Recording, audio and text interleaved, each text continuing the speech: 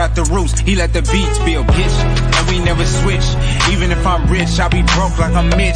Niggas talking down, but that's headed in the wrong direction. But I knock that shit out like the boxing section, cause they can't touch what they can't see.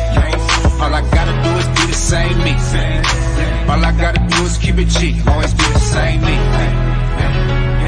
While I'm silent, boy, they can't change me, no. We live from the boxing section. Hold on, clean off this camera and shit, boy. That shit was foggy as hell. What's going on, man? We live from the boxing section, man. What's going on? All the homies popping on in here. We got my dog Hustler Slim in the building. You know what I'm saying?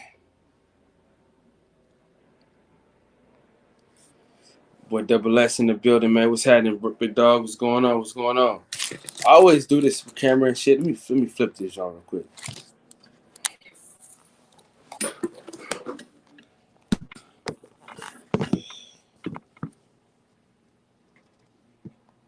All right, yeah, we back. Yeah, man, we talking about Tyson Fury being a total piece of shit again. You know what I'm saying? Made out of pure dog shit. Yeah, man. The more the shit's playing out, the worse off it's getting. You know, he's just faking the funk, man. Dude is phony, man. He's just the worst type of motherfucker. And I really wish Deontay Wilder had a better judgment when it came to him. You know what I mean? Sometimes you need to renege, man, on some shit, man. You know, when you're dealing with certain people, sometimes you need to renege. You know what I'm saying? And this is one of them times. Yeah, man, I just fucking dude gets my fucking nerves, man. Everything about that guy is fucking terrible. He's a fucking loser. You know what I'm saying? Yeah, he could fight. You know what I'm saying? Okay. What else? You know what I'm saying? What else could he do? He's a total piece of shit. He's not funny. He's corny as hell. You know what I mean? The only reason why people think he's halfway funny is because that dumbass accent that he has. You know what I'm saying? He got that Bobby Brown jaw. You know what I'm saying? What's up with my guy, man? Big Cletus, what's going on, man? What's that? Yeah, dude. I mean, he's just the fucking worst, man. He's the fucking worst, bro. And you know, we could have really used that money towards something else. You know what I mean? If it was gonna be tied up in limbo. You know what I mean? Because right now we tied up in limbo. We don't know what's gonna happen. We don't know what's going on. Yeah, he a fucking clown. He's a whole fucking clown, dude. Put a tent around this fucking idiot. He's a fucking clown. Fucking circus. You know what I'm saying? And yeah, man. I just don't like how he moved, man. You know what I mean? So I'm gonna come out with a lot of videos about him just being a piece of dog shit. You know what I mean? I got some shit working with my boy Art Man. Shout out to my dog Art Man. We got some shit working on. So y'all already know, man. I got some shit happening. He's a straight piece of shit. Now he ain't even a bitch. He the shit that come out the bitch. You know what I'm saying? You feel me? You can't even give him that much credit. He's just a piece of shit. No, you can't. Matter of fact, he's a piece of shit bitch. You know what I'm saying? You know what I'm saying? That's what he is. PSB. Yeah, that's what he is, man. PSB. PSB equals Tyson Fury. Piece of shit bitch. You know what I mean? He's just a fucking sucker. You know what I'm saying? Deontay Wilder looked fucking great. He looked amazing. You know what I'm saying? And he wasn't ready for that. You know what I'm saying? Your fat ass wasn't ready. You was eating too many fucking Krispy Kreme donuts. You was partying, snorting coke, buying prostitutes. You wasn't focused on the fight. You know? You wasn't focused on Deontay Wilder like you should have been. So you thought it was going to be the same old Deontay Wilder. You know what I'm saying? You didn't think that Deontay Wilder was going to get a whole nother camp. You didn't think that he was going to be able to learn some new shit. You thought, oh, dogs, you can't teach them no tricks. But no, motherfucker. Deontay Wilder is a fucking Hall of Fame boxer. You know what I'm saying? Defend his title 10 times. You ain't defend your title once. You have not one title defense, my boy. Not one. You ain't got one title defense at all. You know what I'm saying? I mean, excuse this shirt for being hella big, man. I wasn't planning on going live, and a nigga slimmed down, so the shirt looked fucking big. You know what I'm saying? As I look into the screen and shit.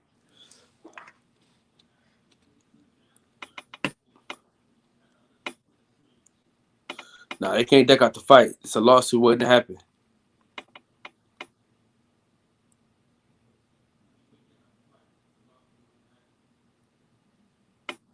See, had you been, you must have just got here. Yeah, he trying to run off. Yeah, he's a mark. So our tendencies, bro. The thing about it is, if he had COVID, how come none of his sparring partners got COVID? You in close quarters. You know what I'm saying? Mask off, breathing on each other's faces. You know what I'm saying? Have you ever seen a sparring match? Ain't nobody. You in close. You know what I'm saying? It's game time. He full of shit, dog. He wasn't ready. He wasn't ready. That's what it comes down to. The motherfucker wasn't ready. That's what it comes down to. He wasn't ready. He wasn't ready to get in the fucking ring. Cause to be honest with you, dog, let's keep it real. All right, he has enough time to if he said he ain't sick. They said he ain't sick, so he got time to bounce back. What's the holdup? What's the holdup? I mean, you're a fucking mark, man.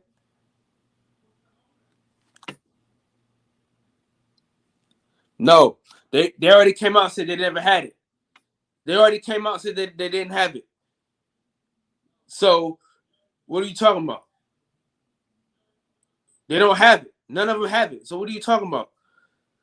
Joseph Parker is masked off everywhere. What are you talking about, bro? Cut the shit, man. Cut the shit. That nigga's a fucking sucker. You read on ESPN? Oh, sure you did. Sure, you read on ESPN, huh? Just like you read on ESPN that Anthony Joshua and Tyson Fury about to fight August 14th. You read that on ESPN too, right? Okay.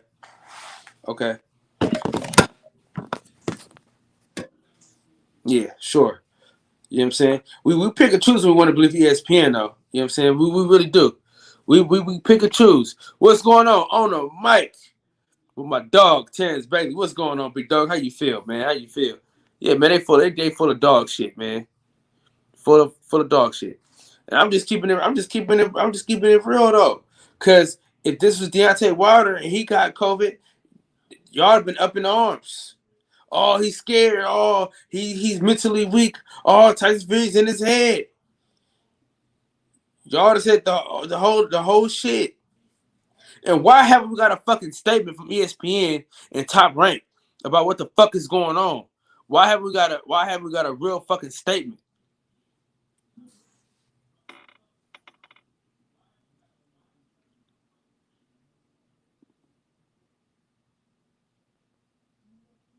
No, I'm not saying you hating. No, I never once said you was hating. No. I ain't gonna call you no hater. You know what I'm saying? I don't call you no hater. I'm just saying he's a piece of dog shit. But I'm just saying it just don't make sense. It just don't make sense. None of it makes sense.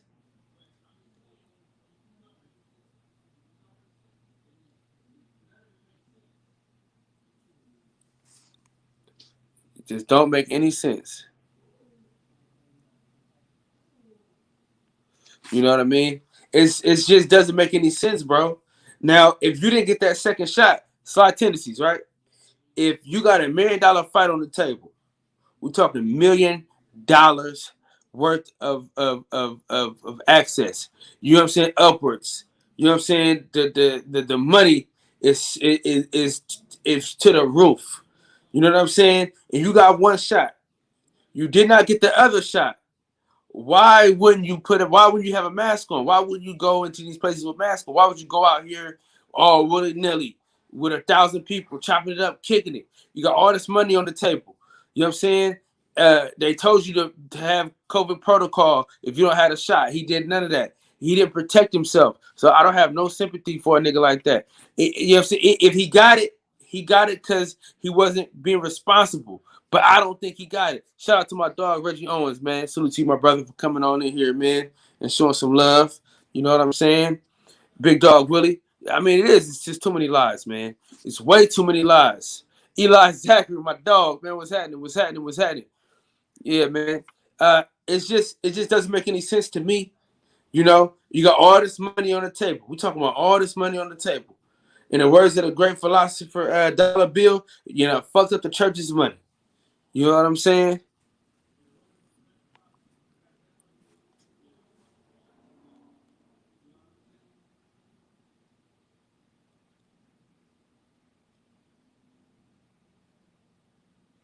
Yeah, no, listen.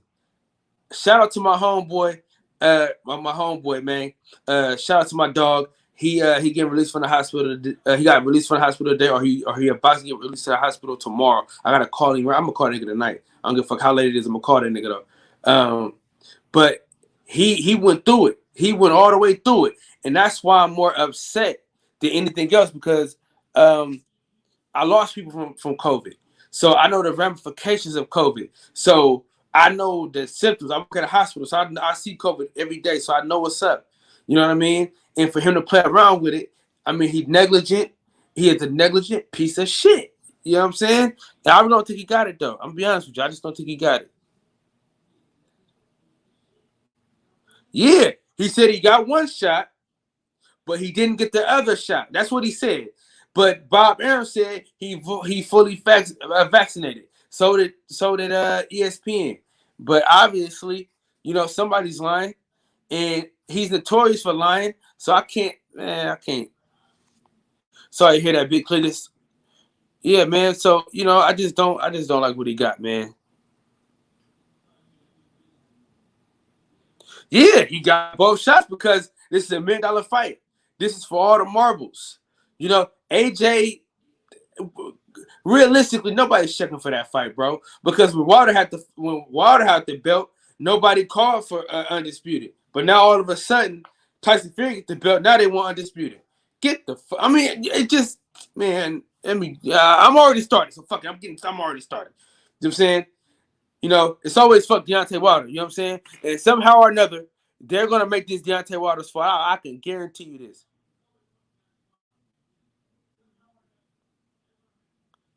That's a fact. That's a fact. That's a fucking fact. Shout out to my dog Tay Jones, man. He in the fucking building today. You know what I'm saying? Yeah, we gonna call Tyson Fury PSB from now on. You know what I'm saying? Jay Gibson, what's going on, man? Yeah, they say Wilder got both his shots.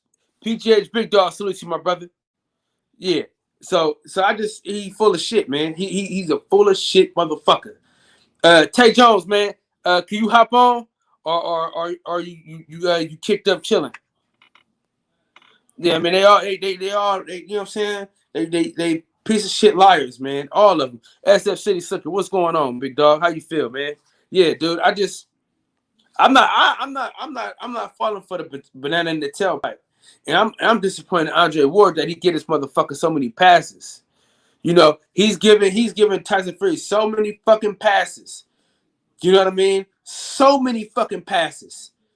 You know, now whenever I was in the bubble, you could have no full team. Now all of a sudden, he care about Tyson Fury having a full team now. Get the fuck out of here, man. You know what I'm saying? Company man, damn ass niggas, man. And I like Andre Ward. We from the same town. And I'm just disgusted at the shit that I'm hearing from him, man. Yeah, man. They love making excuses for that dude, man. Hey, Tay Jones, man, it's all good. Hey, hell of a live today. I watched the whole thing, bro. I was in the chat the whole time, man. Hell of an interview with Coach Mustafa. A wonderful breakdown of the fraudulent Tyson Fury. What you know what I mean? That shit we already knew about him. You know what I'm saying? I'm glad that you were able to give us some more insight. Of course. Yeah. Listen, I told Tay Jones this plenty of times. I wouldn't have gave that motherfucker the second fight. But you know, Deontay Wilder is a man of character, bro. You know what I'm saying? He's a man of character. So he gave the nigga a shot. I would have never gave the nigga a shot. Fuck him. The villain brother, man. Salute to my brother. Salute, man. Salute to everybody coming in here, man. You know, this was a quick strike live, man. So to have all y'all in here, man, it's a beautiful thing.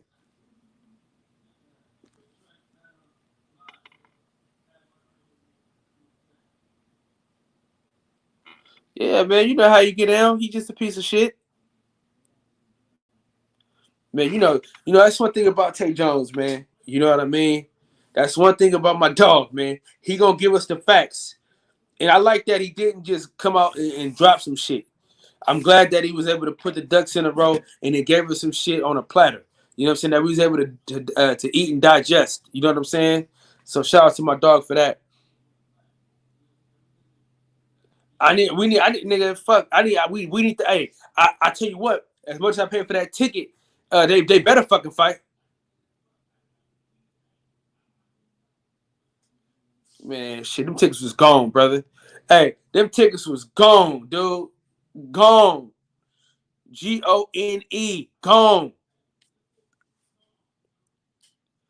Man, dude, that shit was crazy. That motherfucking leg snapped like crazy. That shit was fucking wild. I'm about to let y'all. We're gonna open up the panel.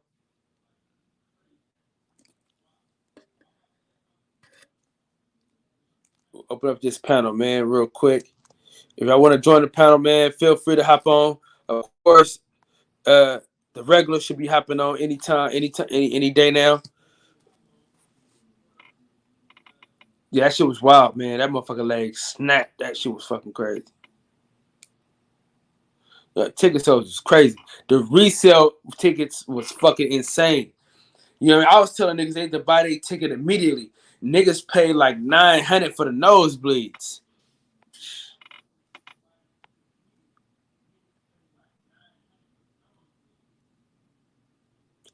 No, they did. No, they did not. No, they did not. Don't let these motherfuckers lie to you, bro. Them shits was gone. This shit was all gone, bro. It was all gone, bro. Shit was gone, man. But yeah, man. Yeah, but if you want to hop on the panel, the link is in the chat. If not, nigga, I'm gonna keep cooking. You know what I mean? Either way, I'm here for an hour. Yeah, man. So it just doesn't make sense, man. It just doesn't make any sense, man, how they allow that type of shit to happen. Hey, that motherfucker be talking that shit, Reg. That motherfucker Conor McGregor, man, he gonna talk that shit. I mean, 'cause he didn't even get hit. You know what I'm saying? His leg just fucking snapped. I said, God damn. YV, salute to you, my brother. Man, for real. They gotta fight again, man, because he didn't even hit him, man. He didn't even hit him. Hey, Eli, man, join the panel real quick, Eli. But yeah, man, he didn't even hit him, man. That dude leg just fucking snapped, dog.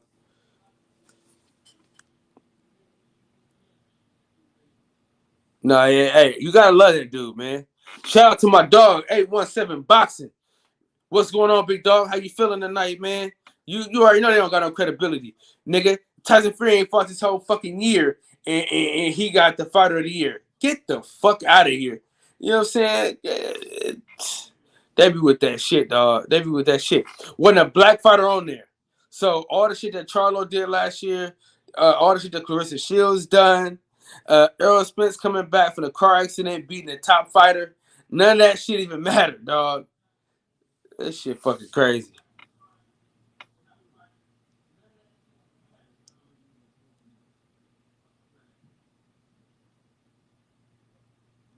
You crazy, dog. Yeah, man. It just don't make no sense to me, man. It don't make no sense at all, dude. I think you guys actually a fucking nut. Yeah, man. It just don't make no sense to me, dog. Yeah, oh, for sure, for sure. And some of the shit that's came out about them and how they treat their black employees, man, that shit's fucking crazy. You think it's over for him? It might be the way his fucking legs snapped. That might be. Yeah, when it comes to boxing, man, they full of shit though. But I'm gonna come out with my fighter of the year pretty soon. You know what I mean? I'm gonna take a vote in the chat. You know what I mean? I'm gonna put my own shit together.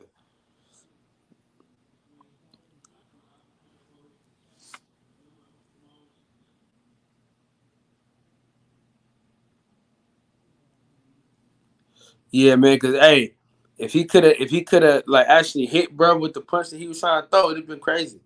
It'd have been insane. But hey, listen, y'all give me y'all 4 candidates. Everybody in the chat, give me y'all 4 candidates that y'all think should be fighter of the year or considered, or however the fuck.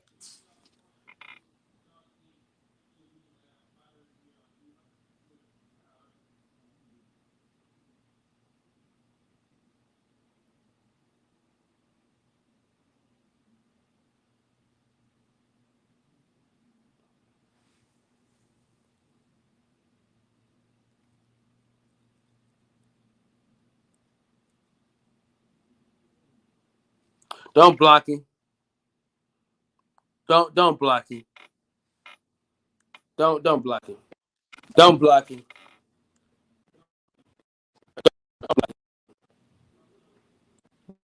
Don't block him. As much as I want y'all to block his ass, don't block him. Big dog Woodley. Yeah, man. Give me y'all, man. We gonna get that shit together, man.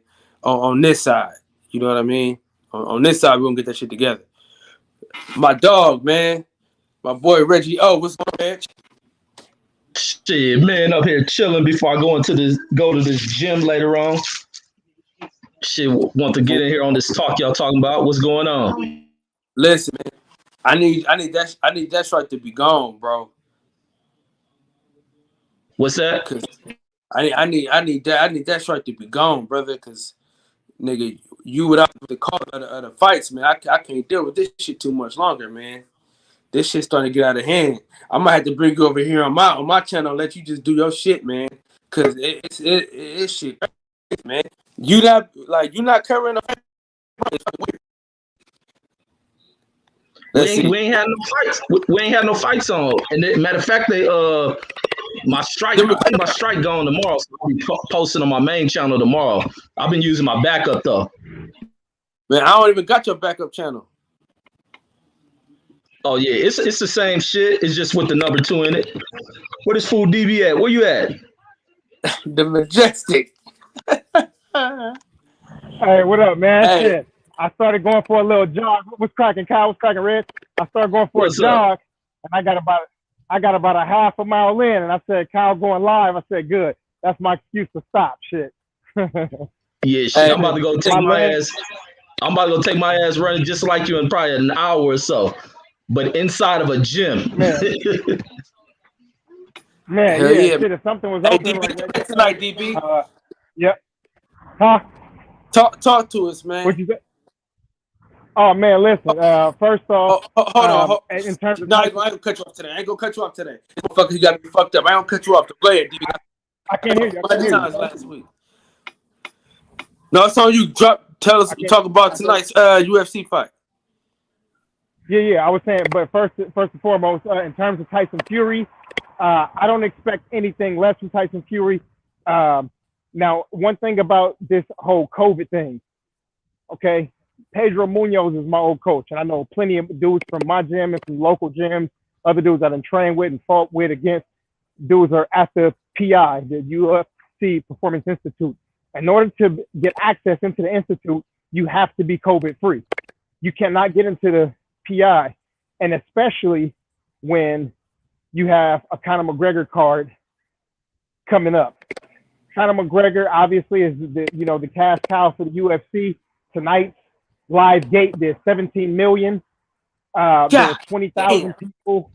What? 20,000 people there. So, yo, hey DB, not to cut you off, but yep. Yeah, no worries. That explains why the traffic fucked up out here. I didn't know they was fighting in Vegas. Oh yeah. So think about this, Kyle. Think about this, Rich. Think about this. If this 17 million is 16.8, right? 17 million rounded up. If this is the kind of money that's on the line, do you think that Dana White, Mick Maynard, Sean Shelby, and Hunter Campbell will allow Tyson Fury in his camp to either, whether it's checking their vaccination cards or just, you know what I'm saying, like just allowing these dudes just to roam freely there when this kind of money is on the line?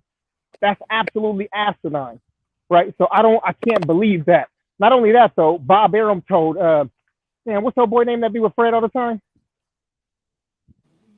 Yeah, DB. Yeah, Bob Arum told DB to his face that both camps were fully vaccinated.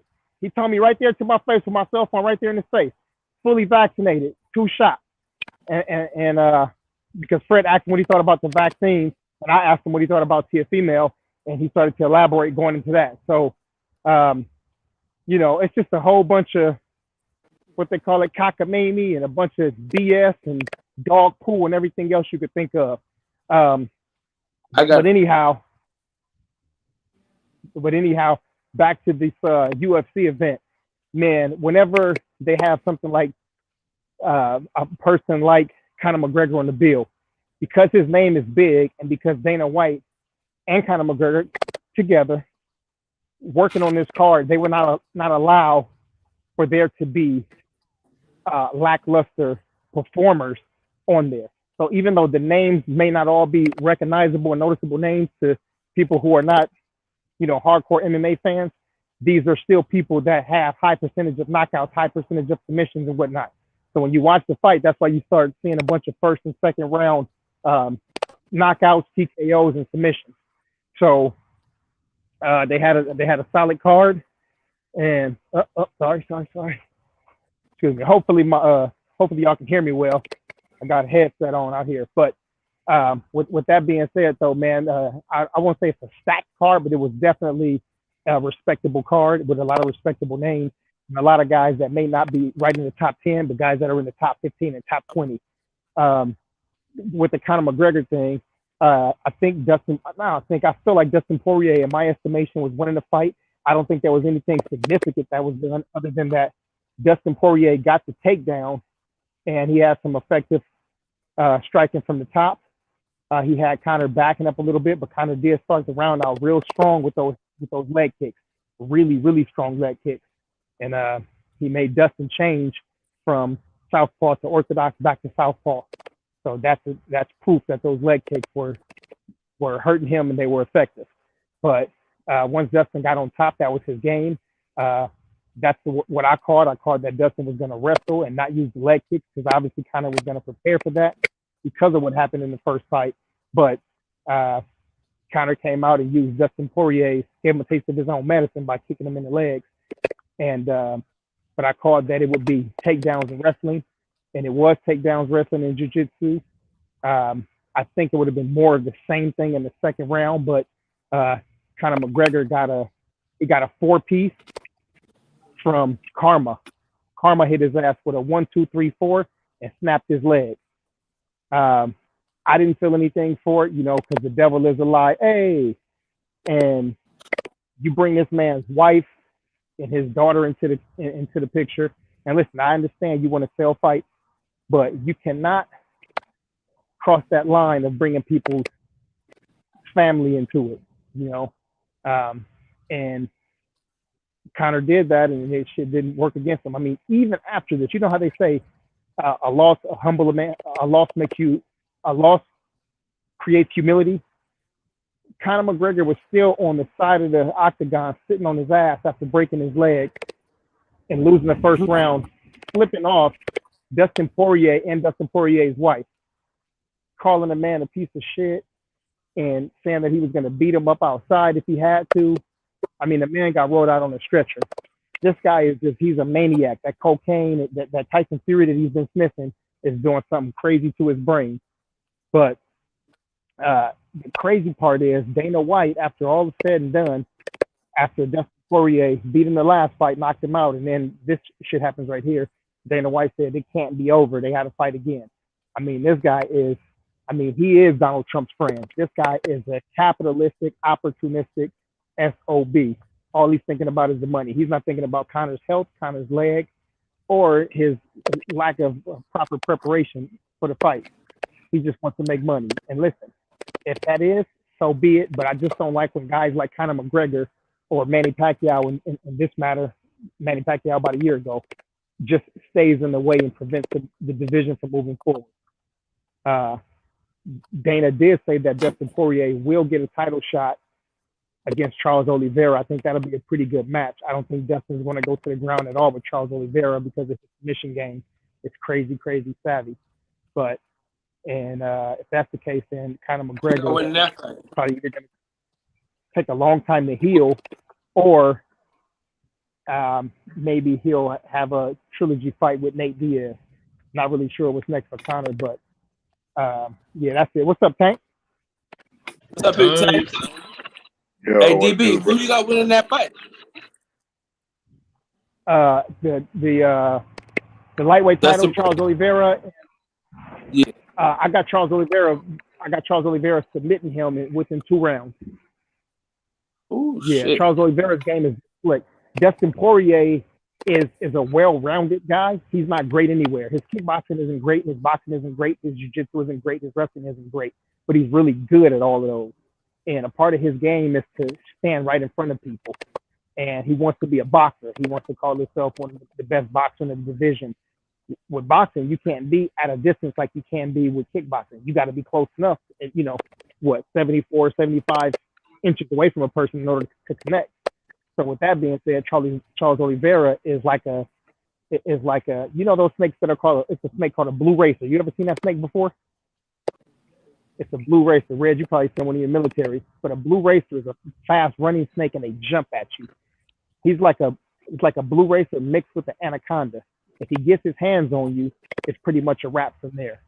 So if Dustin pulls that off, then I'm going to have to put some extra respect and some extra sauce, some Louisiana hot sauce on Dustin Poirier's name, because after that, as much credit as I take away from him for being a rock'em sock'em robot, I have to give him credit for the amount of big names that he has on his resume. But one of y'all want to jump in on that? Red, Tank, Kyle? Go ahead, Big Tank. What's happening? Yo, what's going on, my brother? Feeling amazing, brother. Feeling amazing. Another 10-hour live stream. I'm just over here in California trying not to melt. Oh, man. Listen, me, Fred, and Patty Dean was out there doing the backpack giveaways and the haircuts earlier today. Man, and yeah, I had on the wrong shit, man. I had on some thick-ass 501s. God damn, it was hot out there. What did get you out there? Say it again. You know what? I don't even remember what it was. I know it was about 2 degrees less than melting, like Tank said. Right, exactly. It'd be 90 degrees. Like, y'all talking about it's super hot. Yeah. Hey, you know what about it was sweltering. One of my funny, hey, Red. Yeah, sweltering. One of my funniest moments on one of Reggie's live stream one time is he was talking about the difference between California and when he moved out to Nevada or whatever. But he said in California, and this is true, they will have it gets to like 82 degrees.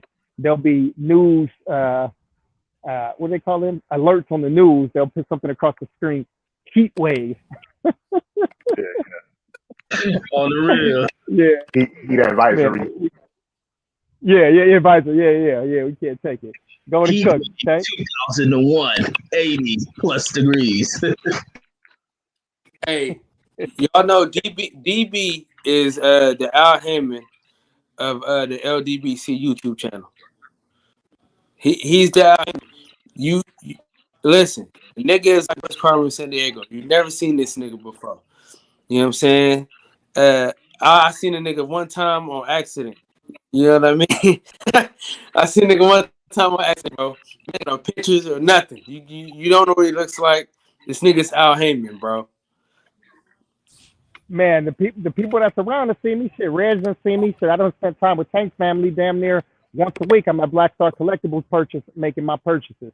So, shit, I'm around, you know what I'm saying? I just don't be around. I know exactly who he is.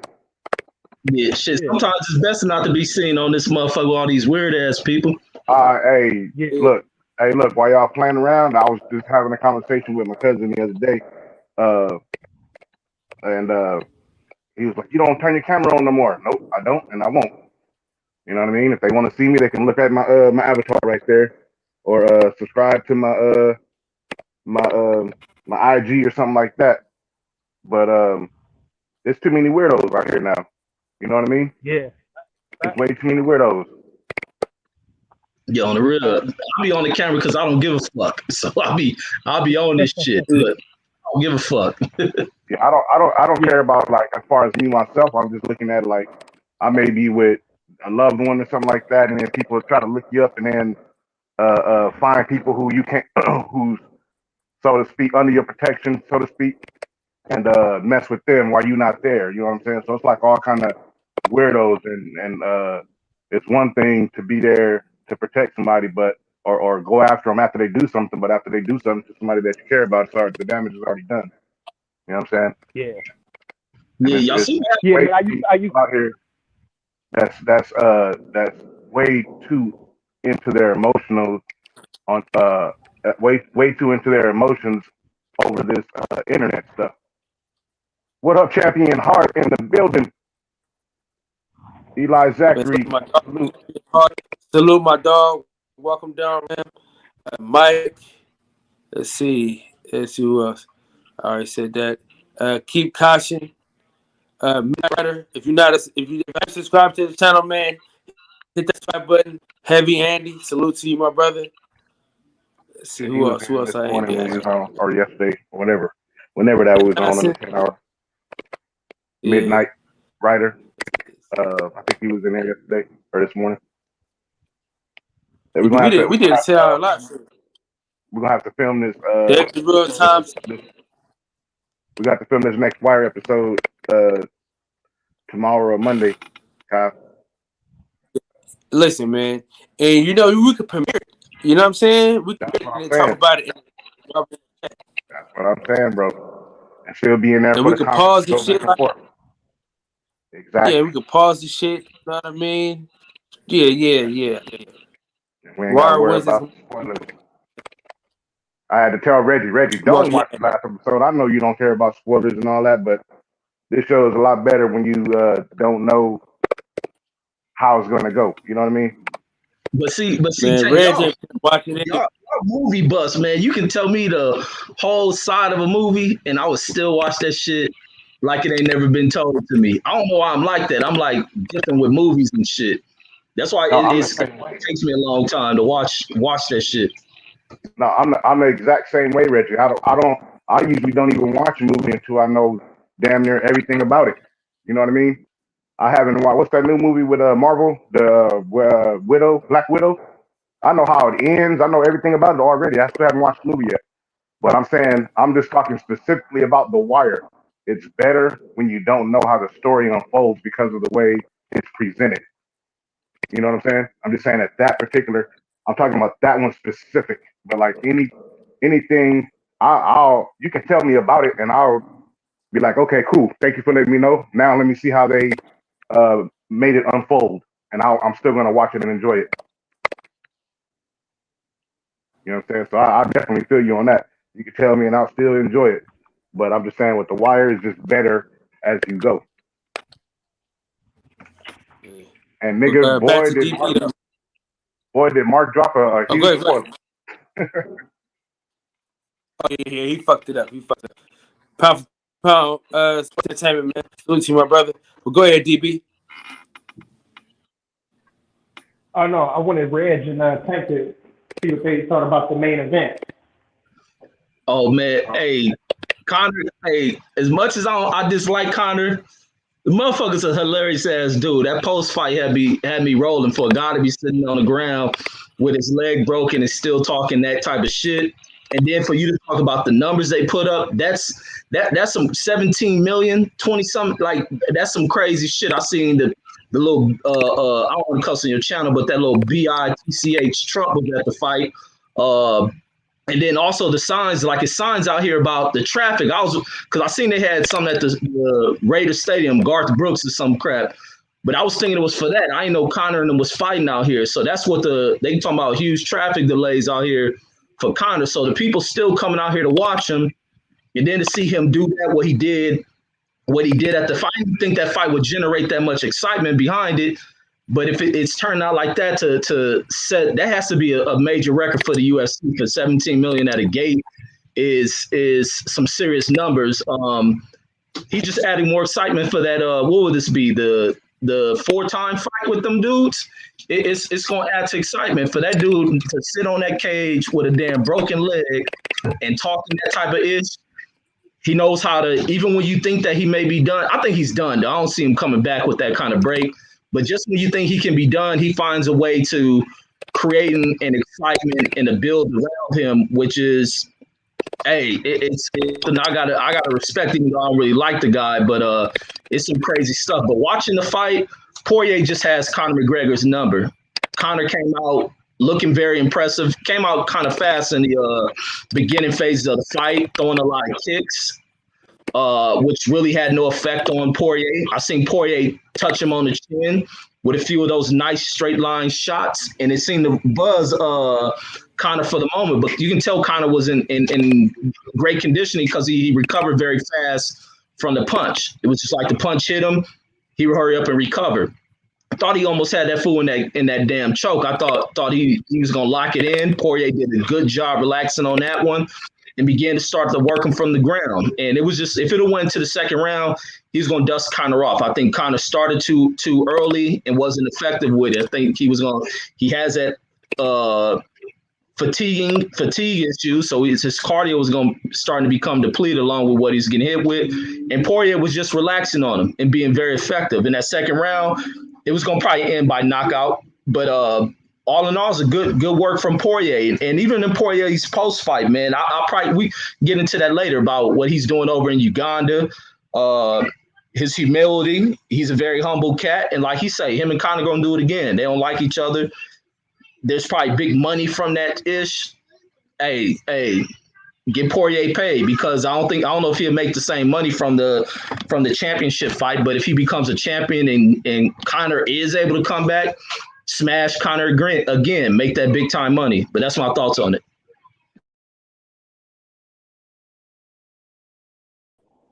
Tank. Yeah, I think it's kind of twofold. I mean, I'm not sure how the contracts were designed and set up, who's going to get what from the live gate. But, hopefully the athletes were more than fairly compensated, because they are the ones that go in there and get the injuries, you know what I'm saying, whether it's a broken leg, hand, neck, back, whatever the case may be. So I'm not sure how that goes. The other part of that is it's kind of unfortunate on the other end, because there will be it shows that there's interest in that guy fighting. And if that's the case, then you can just roll him out there to get beat up over and over and over again, and it just gives him a platform. I'm not saying that he shouldn't have a platform, because, everybody out here trying to get it how they live it, right? But at the same time, if you're Poirier, I think that should transition to him. And then now it's a good time to get him back out there as soon as possible, so that he can capitalize on the eyes that were on this fight, so that he can be in a position to become a star in his own right. And I say that because the guy who lost and broke his leg,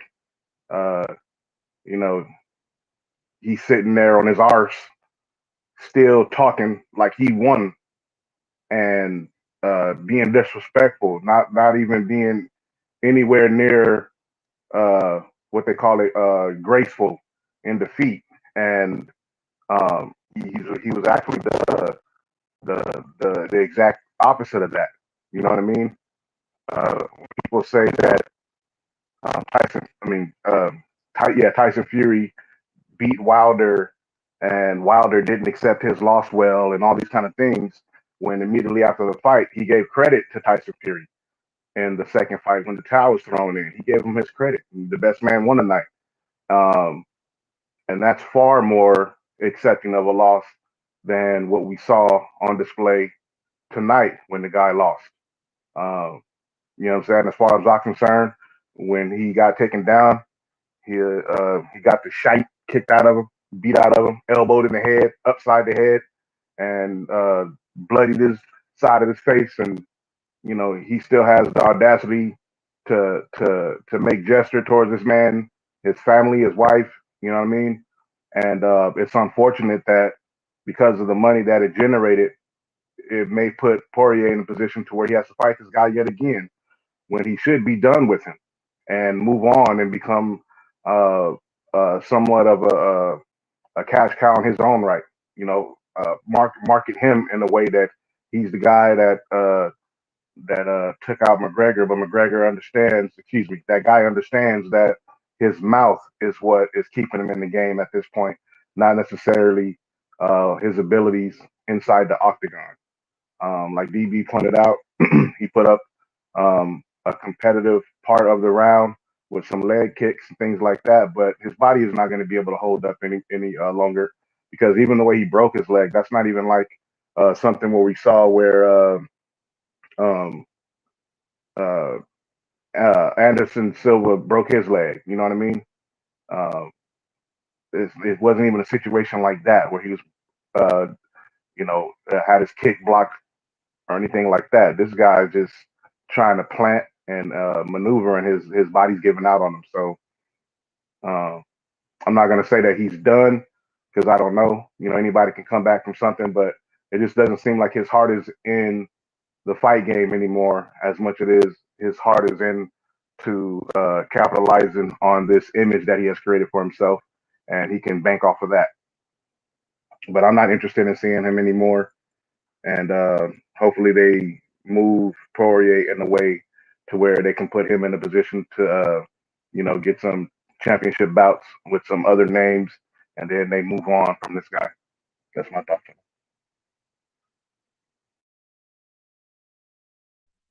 Yeah, I agree with you on a lot of that, Big Tank.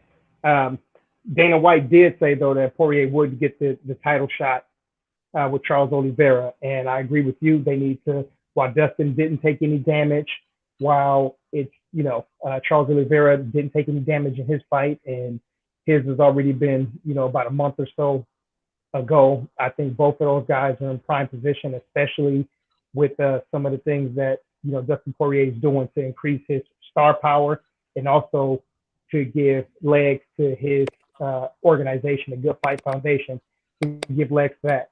While you're at the height of your career, while you fight the biggest, the biggest noticeable name, I guess, in kind of in the Irishman and Canelo's cousin, I think this is the best time for Dustin Poirier and Charles Oliveira both to get right back in the ring or an octagon and get busy. But cool, man. In the co-main event, it was Gilbert Dorino Burns against Stephen Wonderboy Thompson. Man, this was a hard fight for me to call. I was calling it 50-50.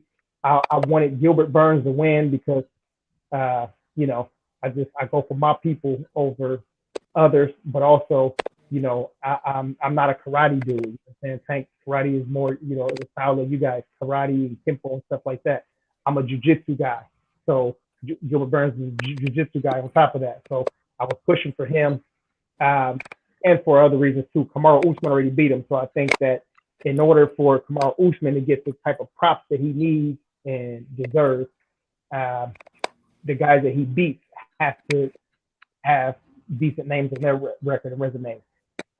One of the reasons that I wouldn't have minded if Stephen Wonderboy Thompson would have won is because that would have been a new name for Kamaru Usman to demolish and add to his resume. But Gilbert Burns went in there and, he did enough to get the decision I wanted him to be a little more aggressive when he had that takedown when he was on top. He was down. He almost got in the half guard. He stood up, and I just want him to stay hard on him and don't throw those little bitty Brock Lesnar punches. Those little bitty, I want him to cock back a little bit and throw some real fire to him, the way that Tyron Woodley did when he had Steve Thompson on the ground. The ramifications for this fight right here: Gilbert Burns and Stephen Thompson were both top 5 ranked opponents. Now, Gilbert Burns, I believe he may have been number 3 or 4, somewhere in there. But it's like, now what do? He just lost to Kamaru Usman, 2 fights ago, earlier this year. So it's not really, he's not going to get a title shot.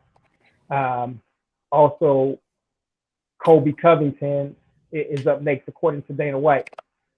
So he did call out 3 people. He called out George Masvidal, he called out Leon Edwards, and he also called out Nate Diaz. And I like all 3 of those fights for him. I think the fight that's probably the most competitive out of those fights would be the Leon Edwards bout, because Leon Edwards is, again, one of those guys who's very solid everywhere. His gas tank is crazy. If it's against Nate Diaz, I like that style too. Neither one of those guys are kickboxers. They don't really throw a lot of kicks, so they'll just box and play a jiu-jitsu game. And that's a big name fight for Gilbert Burns, and he deserves that. And, if anybody else is going to beat up on Nate Diaz, let it be people like Gilbert Burns, who deserves a big payday for putting it down in MMA for a long time. And the other fight was against George Masvidal. I would love that fight too. You guys are from competitive gyms. You guys did train together for a short time, but you guys are from competitive gyms in South Florida. Big rivalry, so I would like to see that. Also, Gilbert Burns was a teammate of Kamaru Usman. Masvidal was a nemesis, so it just kind of plays into that storyline, But, and for Stephen Thompson, he's still good, man. He's still a great striker. He's still going to be in the top 10. He's probably going to be in the top 10 for his career. In boxing, he would be equivalent to a guy like, I just had somebody in my head a second ago. He is, I don't want to say like a Vanis Monterosian, not that far down, but he's the guy that will always be in the mix. And, he'd probably even get one more title shot before his career's over, but he's not going to win the title. He's more than a gatekeeper, but yeah, I think there's some exciting fights for him too. But the welterweight division is pretty much locked up. A lot of guys got fights already scheduled and potential fights scheduled. So, but yeah, shout out to Gilbert Burns for getting that decision tonight. Shout out to Gilbert Burns. 2 things. I like to get Edwards. I gotta say 2 things. Oh, go ahead. Number 1, this ain't Lucky Charms, nigga. This yogurt.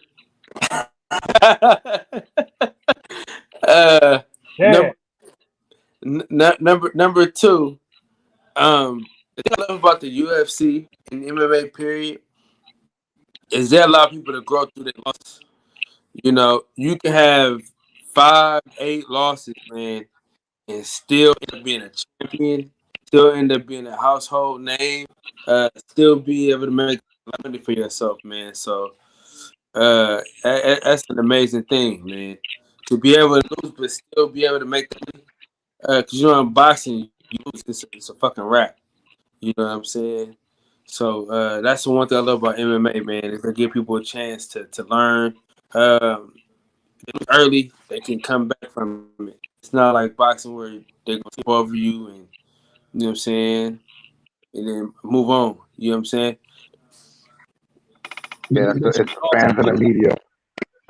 I think that's the fans and media in the 2 sports, and not so much as the fighters themselves, because the athletes, they can bounce back from losses. Floyd said it from the get jump. He said, a true champion can bounce back from a loss, and we've seen that several times. It's just unfortunate that when it's time to have boxing conversations, about certain styles, fighting styles, someone always comes up with, well, yeah, well, he lost to such and such, so he got exposed. And in a lot of cases, when it comes to boxing, you don't even have to really lose the fight. You can have a competitive bout, or you can have the expectation of doing one thing, but another thing happened, and then they'll still devalue you by saying that you got it, quote unquote, exposed.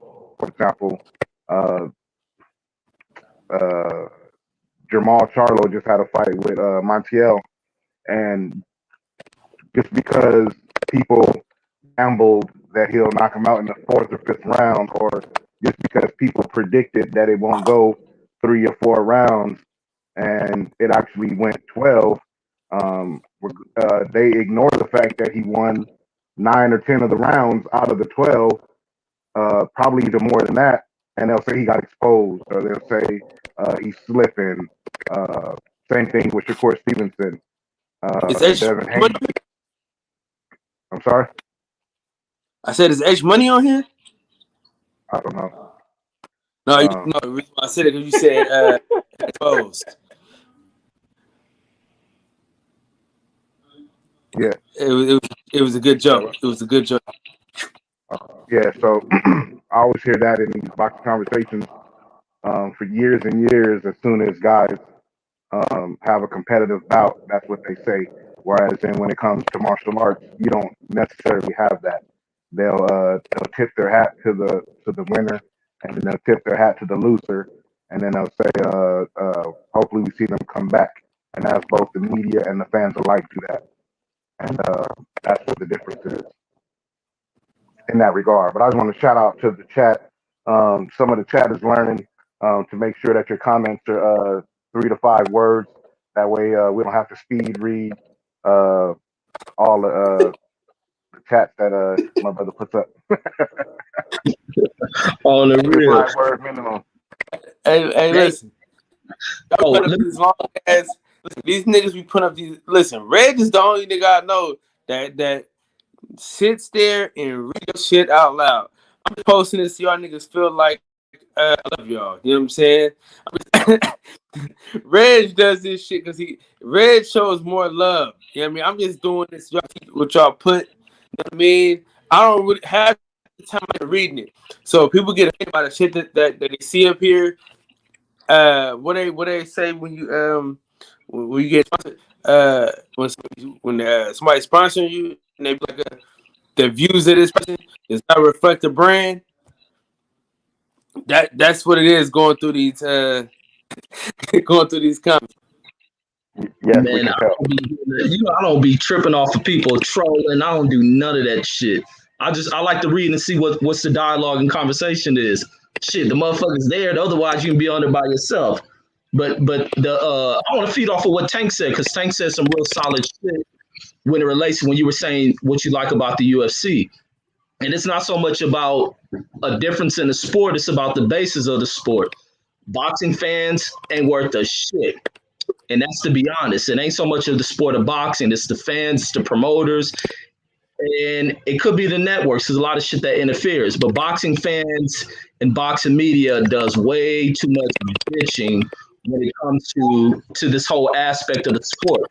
You can see fighters go out here and put on, high level, high class type performances, and the next second you'll hear post of the fight, he got exposed. Oh, his style was boring. You don't get that shit in the UFC. You get an appreciation of the art that people see displayed. It can be a boring fight. You ain't gonna hear nobody shit on the damn event. You don't hear all that. We step on this side of things way too much. And ain't so much. And then we complain when boxing ain't giving us enough, when these fighters ain't fighting that, because they have to worry about what's going to happen when fans are stepping on everything, how much you deplete the image of where they can go with these fighters, because promoters in here to make money. So how can you present a product of a fighter whose name has been just drugged through the mud because people ain't conscious of the after effect of dumb shit that they spew on these airwaves? Your fans, they use you as a way of measuring what is out there in a way in which events can go. And that's the problem within boxing. It ain't so much of the boxers, it's the fans and everyone else. And that's why it's hard for boxers to go out there and lose O's, because any fighter can go out there and rebound from a loss, but it's what happens to your pockets. For a lot of these athletes who go into these sports, this is plan A, B, C, all the way to Z. Ain't no second path through life for a lot of these dudes. So to be sat on and stepped on, that's the problem with boxing. And boxing, even with boxing given a lot, this year right here, 2021 is a dope year for boxing. Tyson Fury ain't the only dude in boxing. There's a lot of good events being put on by boxing. And what do boxing fans do? Bitch, moan, cry, and complain. Do you hear that in the MMA side of things? No. They appreciate what the hell is going on within a sport. But that's my thoughts with that. Yeah, you're right, Rich. I think one of the things for boxers, and you guys heard me say this plenty of times before, if you don't have any injuries, I don't care if let me take that back. If you didn't sustain a lot of injuries, maybe you lost the fight by decision, maybe you got a flash knockout or a knockdown and you lost the fight that way. But once your medical suspension is up with the commission, then you need to be lobbying for another fight. You need to go in there to erase that loss off of your record. And if it's a soft touch or if it's somebody that's ranked, it doesn't matter. But the goal is, number one, is to stay active. And then 2, stay active against competitive opponents. And then 3, chase titles and money. But I think in MMA, you get that more than you do in boxing. Guys are trying to stay as active as possible. And listen, I know the top guys in boxing, I believe they get paid more than the top guys in MMA overall, as a whole. So guys have to stay active they're making a living off of fighting. They got to fight as much as possible to, that's their livelihood. But yeah, I think that activity just has to be there. And I think that'll kind of change some things too when more guys are doing it. Take an L. Nobody gives a shit if you take an L. You know what I'm saying? As long as you go in there and fight. If you ducking people, like if you're doing, if you're doing like the 3 guys who all supposedly caught COVID or had mental breakdowns. If you act like that, the way that these guys act, and then you take an L, yeah, then there's gonna be a lot of scrutiny. There's gonna be a lot of people talking shit to you. But if you just play it like you're supposed to play it, you're a fighter, you say you want to fight somebody, and then you stand on that. And when that person becomes available, you take that fight. They beat you, no problem. You put a rematch clause into the contract and you fight them again. They beat you 2 times, shit, get back on the horse and get you 6, 7 wins, wait 2 or 3 years, and then try to fight them one more time. But if they beat you 2 times or possibly 3 times, then yeah, it's just over with. But get in there and fight. How many losses does Muhammad Ali have? How many losses does Mike Tyson have? How many losses does Joe Louis have? Do we consider them any less great because they got several losses on their records? Hell no. We still give them a lot of credit and a lot of respect. So, that activity, man, has just got to be there. But moving back into the MMA and UFC 264 tonight, there's a DB, heavyweight. Yeah, coming out real quick though. Say it again.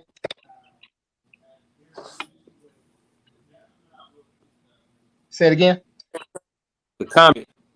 Check out the comment right here. Oh, why Dustin wife of Connor's DMs though? That's man. That's come on. That that ain't real. Yeah. Shit, that ain't real. Shit. You don't mean shit. Yeah. And she probably. And what did she say in the comment? Did she call him a piece of shite? And he's considering that being in his comment or in his DM? Connor, you're a little piece of shite. She's in my DMs, mate. Go to hell, Connor. Probably. Get your wife out of my DMs, mate. Yeah. I mean, who knows? And who cares? Yeah, he's got such a cult-like following. I mean, I don't know who's got a worse cult. If it's the Manny Pacquiao fans or the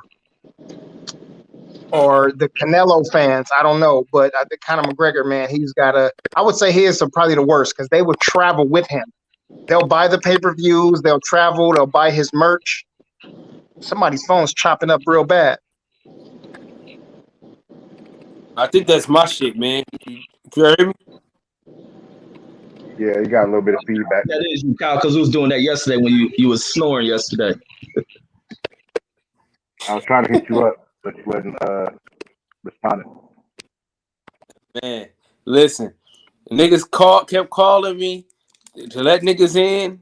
I let in, I go right back to sleep. I ain't gonna lie to y'all niggas, man. Hey, niggas called me. I was trying to tell you to mute your mic. Yeah, 6 in the morning, bro. Hey, Santos took it way too fucking far. I had the olive branch, man. I extended the olive branch and took advantage of that shit last night, Tank. That motherfucker called me like 20 times last night, dude. They playing last night. Damn. Yeah, I hit you up a couple times to let you know, like Reggie or somebody on the panel, and then I tried to hit you up to let you know to just to mute your mic because we could hear you, and there was a lot of feedback. But then after that, I tried not to bother you because I knew you had to be up early this morning. Yeah, man. My wife said she her in Vegas right now together and shit. So she took the computer, the phone and shit. So that's why the audio is hella fucked up again. But this too shall pass. You know what I'm saying? Winter always on the spring. God damn it. But shout out to my dog, man. Shout out to my dog Mark Nash, man. What's happening? Yeah. What's popping? Yo, what's happening? Still gotta let you know. What's up, champ? What's going on? What's going down, man? I was gonna let Champion Hard speak. I think he was here before me. No, you were here for him, but you. What's going on? Can you hear me? Yep. Yeah, can you hear me? Breaker 10. Yeah, I got a lot of background noise, man. Can you all hear me? Breaker, over.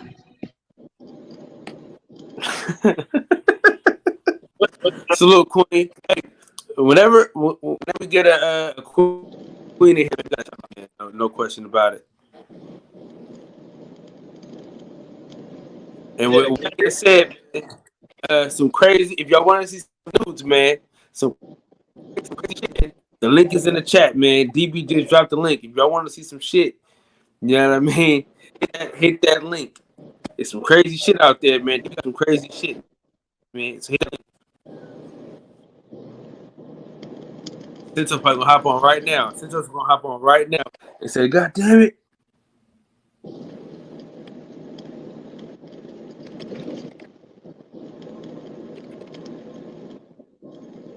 Oh, somebody gonna talk shit. Oh, look, I ain't wanted to jump in out of place. Look, hey, look, man, I just want to jump on a couple of things that I heard recently. Shout out to Reggie. Shout out to Sweet Science Examiner, my brother Tank, Cali Kid. That's DB already, right? Shout out to you, the host, Kyle, and Champion Hard. I see y'all there making major moves. Be safe out there on the road, my brother. Look. Yeah, what's up, brother? Reggie said something interesting, and I think DB echoed that point. And I just want to say this, man, and I wrote some things down. So let me read these. Why?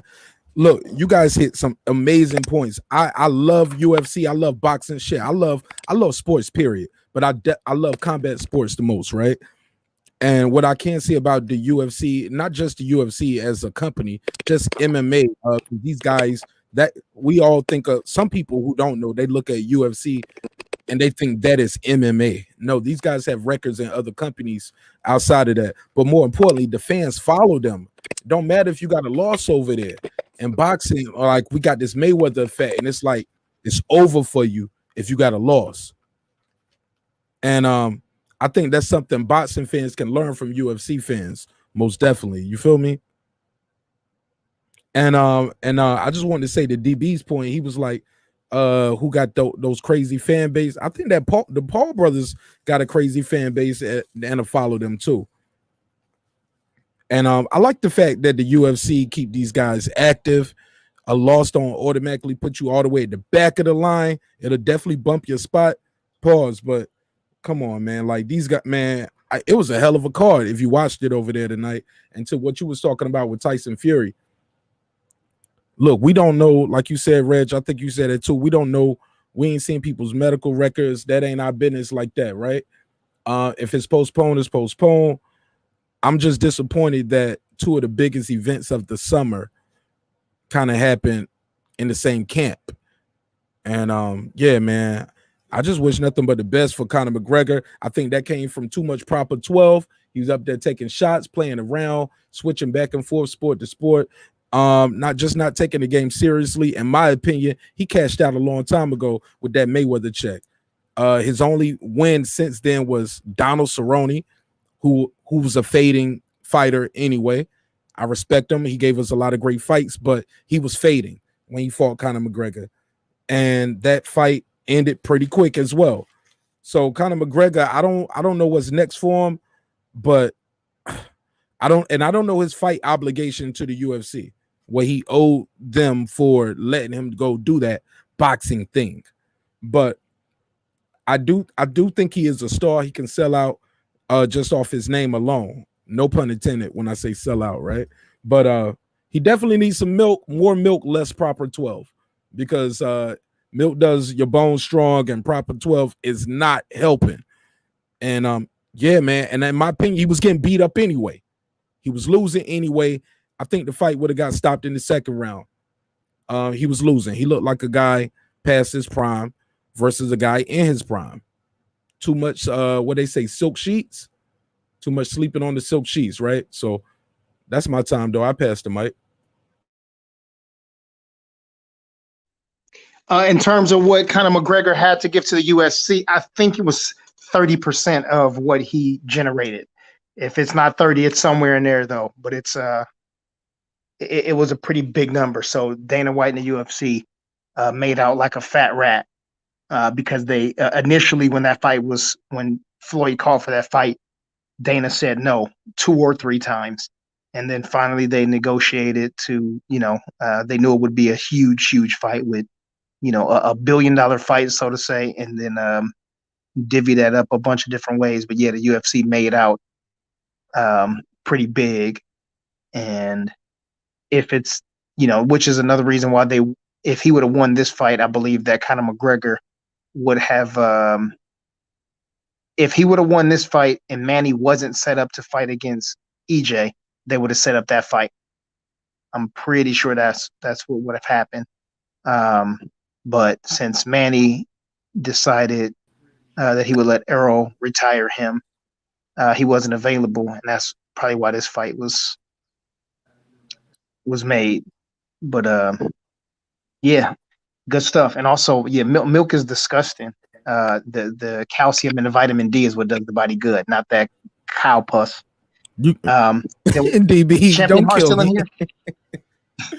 Hey, DB, Champion Hart still in there. He's gonna cook him. Hey, but DB, I got a question for you because I think you are our MMA expert up here, right? Ain't no thinks, nigga. Ain't no thinks. Okay, respectfully, of course. I said that respectfully, my G. Respectfully. Hey, DB, but I put it in the chat. But by him being allowed to go over into the boxing world, didn't he owe the UFC, hey, you're not going to go over here, get rich, and never fight for us again? You have to fight X amount of times for us, right? Or no? That's correct. Okay, that's what my thing is. And that's my thing. I don't know how many of those obligations he has left. Do you know, like, how many he fight? Because they said this a while ago. Dana said it because somebody said this was right after Floyd, and he was like, yeah, Conor has such and such, he's going to be back. I'm gonna do some research and try to find that, but he said it before. Do you know what it was? How many years or how many fights it was? Yeah, they don't do by years. It's not like boxing like that Bud Crawford thing. No, it's by fights. So I think he's got 4 more fights, something like that, maybe 4 or 5, but it's somewhere in there before before he's free of the UFC contract. George St. Pierre still had, I think, 3 fights left on his contract when he decided to retire after coming to beat a crippled and one-eyed Michael Bisping for the middleweight title, and then he fled before he had to face against Israel Adesanya and these young guns. But George St. Pierre was talking about fighting against Oh man, it wasn't Canelo. Anyway, it was another name in boxing. Just recent, like 2 weeks, 2 or 3 weeks ago. And it's going to be the same thing. He's under contract. So if Dana says no to him for the rest of his life, then he wouldn't be able to fight anywhere else, not just in boxing. He wouldn't be able to kickbox or do anything else. The UFC has a very strong contract that when you fight for them, you can't do anything else unless you have their permission.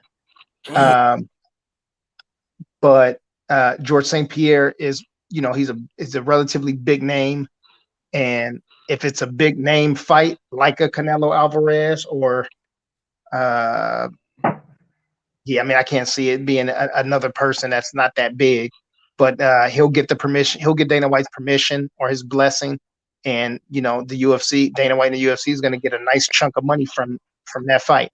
But you're not going to see a whole lot of guys like Tyron Woodley wouldn't have been able to take this fight if he would have still been contracted under the UFC. No way possible. So do you think it's good that he part ways with the UFC? Yeah. He was just getting decent money with the UFC, and he's able to get big money by doing this. Even if he goes out there and gets knocked out by Jake Paul, he's still making more money than he would make in MMA, in the UFC. He could have gone to another company. He could have gone to one championship, PFL, LFA, Shooter Box. He could have went to different organizations and made good money, probably more than he made in the UFC, along with having sponsors, because the UFC doesn't allow their fighters to have sponsorships. But I think making this big fight with the YouTuber, who's already made a pretty decent name for himself in combat sports, I think that was a good move for Tyron Woodley. For sure. How do you see that fight going? Man, it's really, really tough to tell because there's no takedowns. T. Woodley is a wrestler, and he's short already for a division where guys are 6 feet tall. Guys are 5'11" and 6 feet tall, and they're already towering over T. Wood. T. Wood is a 5'8", so he's fighting against a dude who's 6'2.5". That dude is a big dude. And one thing I was talking to Fred about earlier when we were out there at the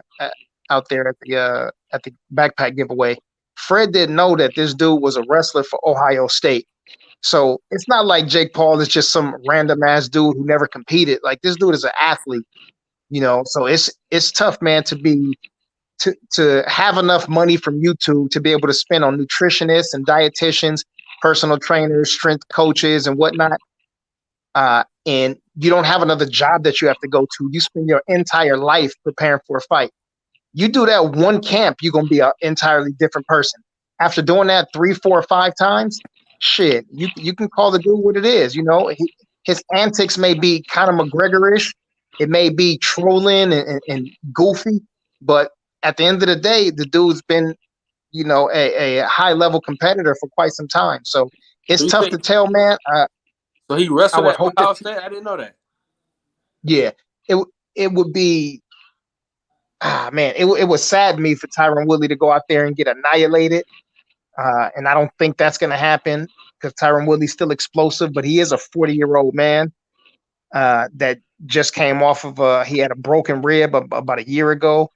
And he also tore his shoulder right before that. So he's been injury laden, and yeah, it's tough, man. It's tough. I just want him to win, but I wouldn't put any money on this fight.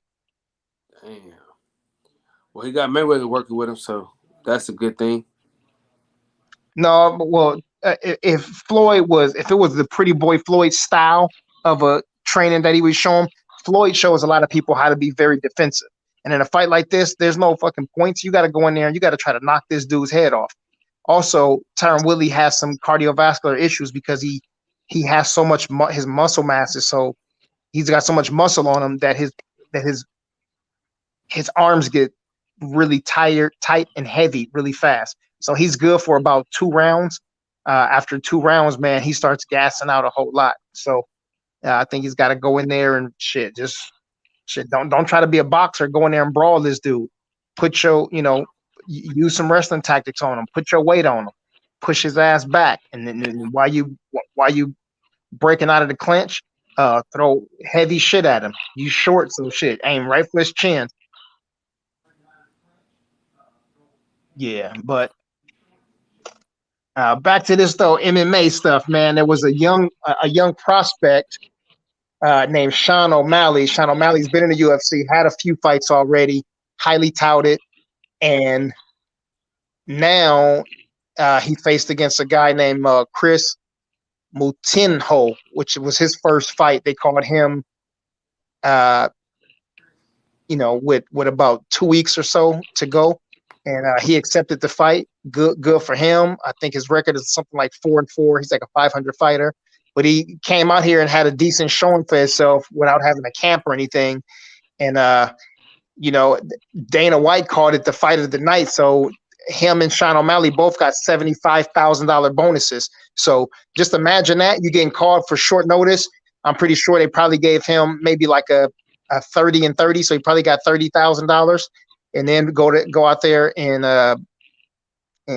make a $75,000 bonus. So just in a week's time or 2 weeks' time, you net $100,000 that you didn't anticipate when you a local fighter. Man, that shit changed his life more than some guys that's probably been fighting in the UFC for 2 or 3 years already. Big stuff. But Sean O'Malley, it's time for this dude to step up to the plate. And now you got to take on some real competition and quit fucking around fighting guys that are unranked and unnoticed names.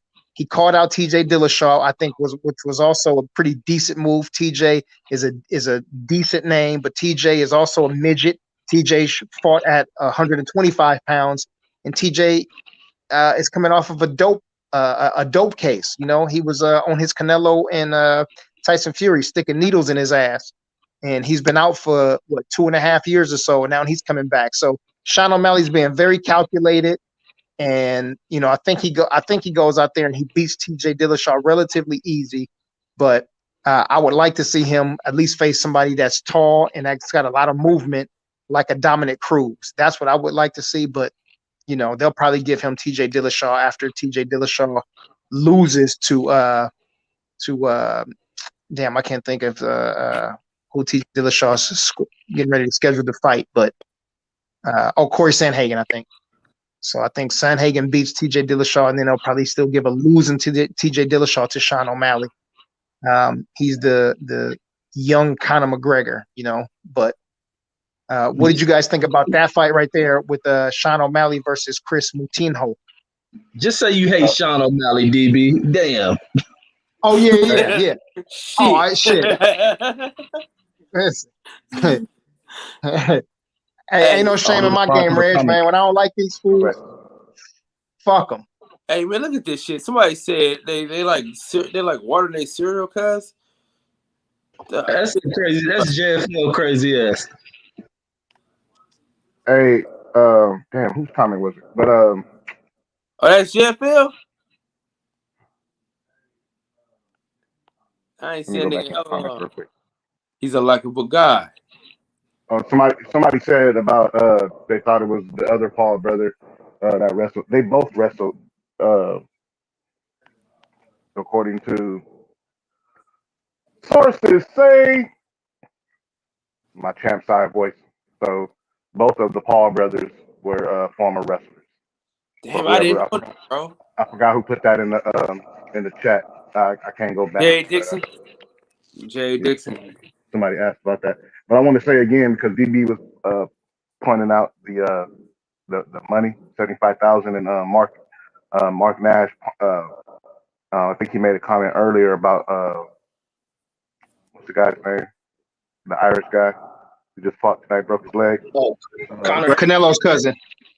They were saying he was bringing up how his situation after fighting Mayweather, and I think a lot of people forget because a lot of people associate that guy with making money from fighting Mayweather, which he did, but him and his two business partners sold their 51% of Proper 12 to Proximo Spirits, and it was for a $600 million deal. You know what I'm saying? You split that 3 ways, that's $200 million a piece.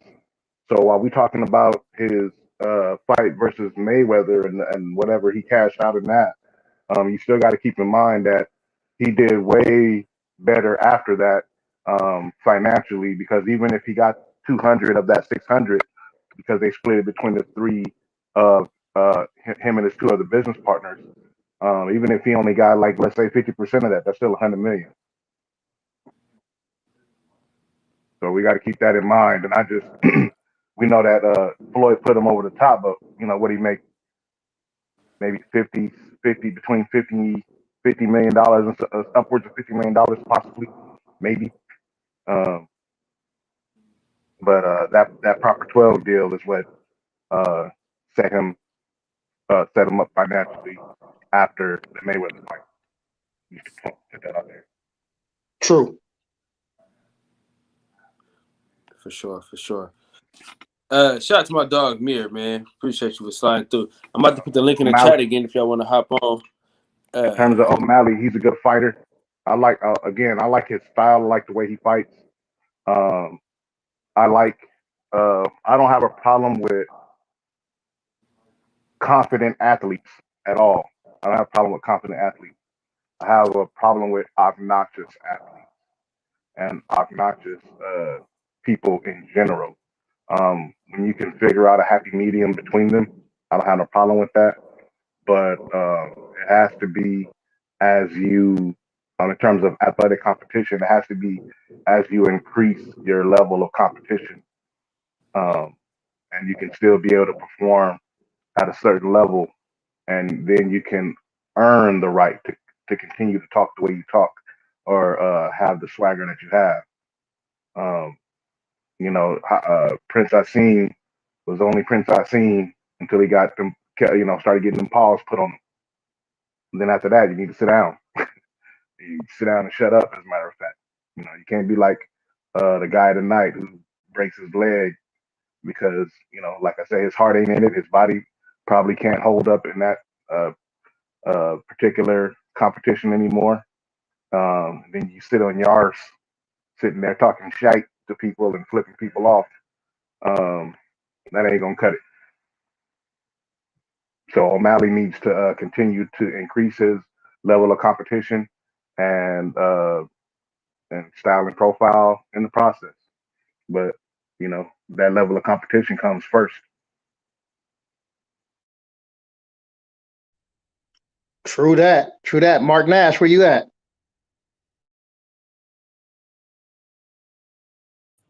Yeah, I had to switch to the other screen. I was in the chat, over here in the chat talking shit. Hey, look, man. At the end of the day, man, I think he was a little too hard on O'Malley, like Reggie said. And but more importantly, man, at the end of the day, man, I want to go back to something Kyle said earlier when he was talking about the Tyson Fury debacle and fiasco. I want to touch on that if I may. We don't know. I've heard other reports saying, man, this fight's still gonna go down. Just like we was believing ESPN. All of us on this YouTube thing, we did not believe ESPN when they were saying trilogy ain't gonna happen and it was gonna be AJ. But all of a sudden now we all believe them now that they saying it's postponed. Even other people are saying, yeah, it's postponed. But some people are saying, man, this shit ain't even gonna happen when they say it's gonna happen. They saying Fury might drop the belt like his daddy told him. Does anybody want to speak to that? If he does, I think the court said that if he doesn't fight Deontay Wilder, then he has to retire. So he can't sit out for 6 months and then go and fight against Anthony Joshua. I think he's got to be done with boxing. Hold on, DB. So right. I just want some clarity on that. Let me ask you this for clarity. So it's not he can't just drop the belt and keep fighting, or he can't fight in the U.S. relinquish his U.S. license, like how he relinquished his U.K. license and he came over here to fight. He can't just say I ain't fighting in America and then go back over there and fight. No. Without how? Explain that. The arbitrator, from what I was, go ahead, DB. No, you good. Tank, go ahead. Yeah, I was gonna say from what I was told, and I believe it to be a reliable source. And he said that the arbitrator told him he has to meet his obligation in fighting Wilder or retire. Now, if that person misspoke or misunderstood it, that's fair enough. But that's the way it was told to me, or that's the way I heard it, and that's what I'm going by until I hear something else from somebody who I feel is equally as credible as the person that I heard it from. Yeah, I mean, or he got to go to a place that. Are you gonna cite your sources? No. I had to ask because you know you are the professor. Or he can go somewhere where the USA got no jurisdiction. All right, DB probably go Saudi Arabia. No, no, I don't think he can compete in boxing anymore. I think, listen, if he wants to go into MMA, wrestling, or kickboxing, or do something else, he might be able to. But not might be. I'm sure he can. But in terms of boxing, I mean, it'd be a slippery slope trying to, trying to get around. Trying to get around that. There may be some sort of grand fine or something if he tries that. Think about what y'all asked. That was I'm sorry, that was what was on the table. What was on the table was him to fight outside of America in Saudi Arabia. Saudi Arabia had already put up the money for it, and they was ready to go through with it. That was what was on the table. So if that was the case, then we wouldn't even be having this conversation. But here's my question, guys. But does that make sense, though? He was already set to fight in Saudi Arabia outside of American jurisdiction. I don't think he was set. I don't agree with that. I think he was full of shit on that too. I don't think he was set. I believe they were in talks. They were in heavy negotiations, and that's when the arbitration came into place. Missing my point. Y'all missing my point. I'm sorry, sir. Go ahead. Y'all totally missing my point. Go ahead. If that was the case, then that's what he would be doing. How could he be forced to fight Deontay Wilder if they are in talks? If it is rumored, if it is suggested that he can be fighting in Saudi Arabia outside of United States jurisdiction? I'm ready to answer, Tank. Here's the thing. Once you start doing those things, that's when, in my opinion, my beliefs and my unsighted sources, that's when the arbitration began. Like, hold up, he trying to fight. Like, the arbitration began before the AJ fight was in discussion. That was him trying to fight somebody else in December, if you recall, and that's when the arbitration first began. And other people were saying it ain't no arbitration, this ain't exist, but now we all know it did exist. And even Fury's father did an interview saying Bob Arum told us this wasn't going to be a problem. He said it was going to be okay. It wasn't going to be an issue. And now he's over there supposed to be promoting fighting AJ, and now he's signing the contract to fight Wilder. I don't like it. It don't feel good. It's fishy. I told my son to throw the belts in the trash and fight AJ without the belt. The father can say that, but it ain't as easy as speaking it. I get it. But he had already signed the contract, right? He signed the contract in the stadium, empty stadium, signed the contract. But here's the thing, Reggie. I said all that to say this. The whole point of that is, yeah, they're in conversations for that, but that doesn't mean the fight is going to happen. That doesn't mean Tyson Fury can't fight anywhere in the world. He has to retire. No, that contract is linked to the second contract, of course, right? They agreed to fight a second time. Because it's a trilogy to us, but this is a 2-fight deal. You trying to back out of it. No, you got to fight me again. If you don't want to fight me again, you got to drop the belt. Not you got to retire. So, but even when you look at contracts, your rights are I'm sorry, and this is the last thing because I forgot it before. Tank, to my other point and to DB's point, I just find it hard to believe that, hey, and I could be wrong, that, hey, he relinquished his UK license to come here to America. And that was over some drug cheating shit. This right here is just you don't want to do the rematch. Like, I gotta retire. None of us have seen the contracts. Let's be clear. But come on, man. The man got to retire or fight Wilder? No, he got to drop that belt or fight Wilder. He can fight again. But shit, I ain't got no source. And this could all just be hypothetical for me. But go ahead. I'm sorry. I just want to get that off. But look, even if he dropped the belt is still on the line. He's bound by a contract to fight this guy. He's obligated. Otherwise, he would have been able to. It'd have been easy for him to move on. These contracts are binding. His rights, his image, his name, his rights are bound to that contract. He can't go anywhere. That's why his only other option is to retire. That's just the way that the contracts work. And even with international regulations, they're going to regulate that. The money will be frozen. No one will be able to step in here and try to pay these guys. There's a lot of the other side of things when you deal with business, period. You deal with international laws, international agreements, to where they would not allow this dude to do that scumbag type stuff. Especially Reggie, they allow him to fight in America when his UK license was suspended, and they do that all the time. And those are for drugs. He can get a license in the UK. I don't buy into that shit. I mean, now he can, but it was a time, and you can look that up. He didn't have a license in the UK. Yeah, I mean, if he was look up when it was reinstated. License. If he was suspended. It got reinstated while he was over here fighting in America. He had already fought Tom Schwartz or Otto Wallin. I can't remember, but in between those fights, that's when the board shit came up. Came back up. The old man was like, "Yo, I don't want to testify. Let's just let this shit go." And they couldn't move forward with that investigation, so his license had to be reinstated. Yeah, those two situations have nothing to do with each other. I'm sorry.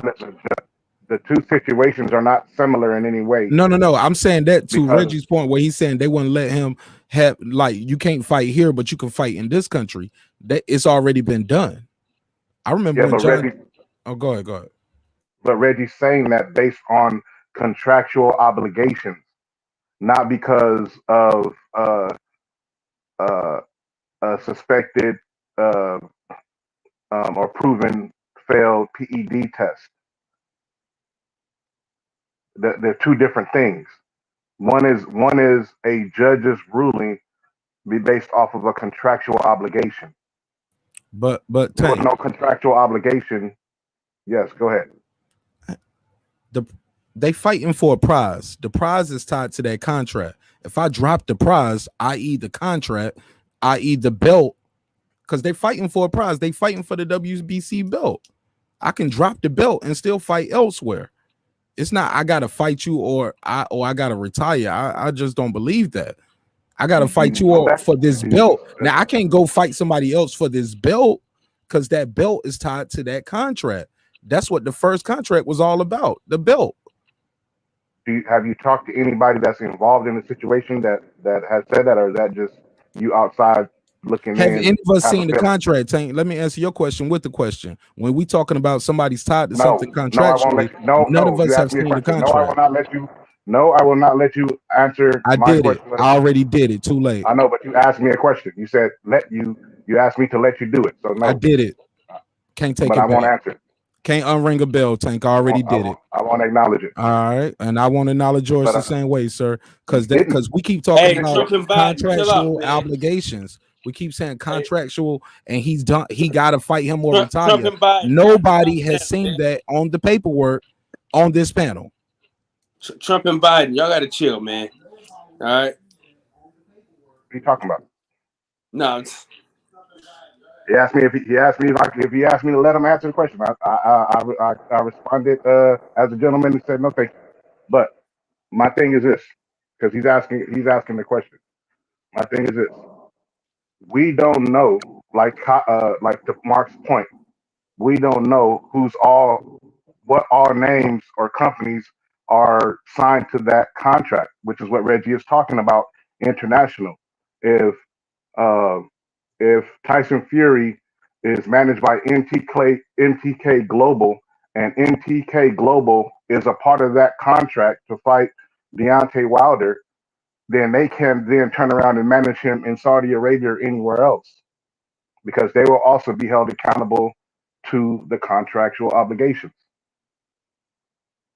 Whether it's Bob Arum's Top Rank, or even Eddie Hearn's Matchroom, or whatever the case may be, whoever is all tied into that contractual obligations, all have to abide by whatever the ruling that the judge came up with. And if there was a way around that, Tyson Fury has no interest in fighting Deontay Wilder. So with that being said, I'm of the belief that if there was a way for him to not fight Deontay Wilder outside of an injury or an illness happening, he would have done so and just went ahead about his business. Because he was thoroughly, he looked very disgusted from the ruling, as did Bob Arum, Eddie Hearn, and everybody else that was involved outside of Team Wilder. But that's my thoughts on his on your question.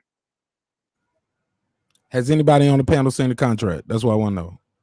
Do we know for a fact that the man got to fight him or he got to retire? Nobody been able to tell me that. Moved on, Mark, he would have moved on. They had everything set up.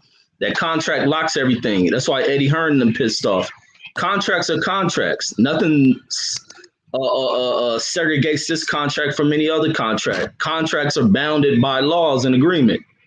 It's the same as any simple contract. You just can't break a contract without being penalized for it. Reggie, but we don't know the penalty is you got to retire. The penalty could be you got to drop the belt.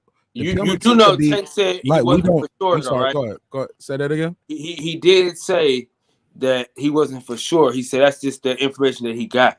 Right. I'm just answering to Reggie's point. I agree with Reggie 1,000,000%. That's why he had to do the trilogy or drop the belt. Because if he dropped the belt, he could still fight AJ, but it would be the best of Britain. It wouldn't be undisputed because you ain't got the WBC. You can't fight this dude for the WBC, and you damn sure ain't about to fight him here in America for the WB for the best of Britain title, right? But you guys are now telling me no, he had to retire. I don't even think it's about the belt. It's about the fight. Okay. Right. From what I was told, it's about the fight. It's about the rematch between Fury and Wilder. He signed to fight Wilder. And from what I was told, the judge, the arbitrator, the ruling was that he has to fight. He has to honor the contract by fighting Wilder again or retire. Now, like I said, the person who told me that, they could have misspoke. It happens all the time. We are human beings, but that's what it was told to me. They are on the inner circle.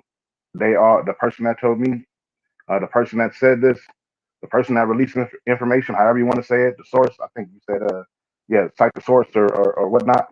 However you want to say it, that person is directly involved. That I don't know if the person's seen the contract. I haven't seen the contract. That's just the information that was given to me, and it was worded as such.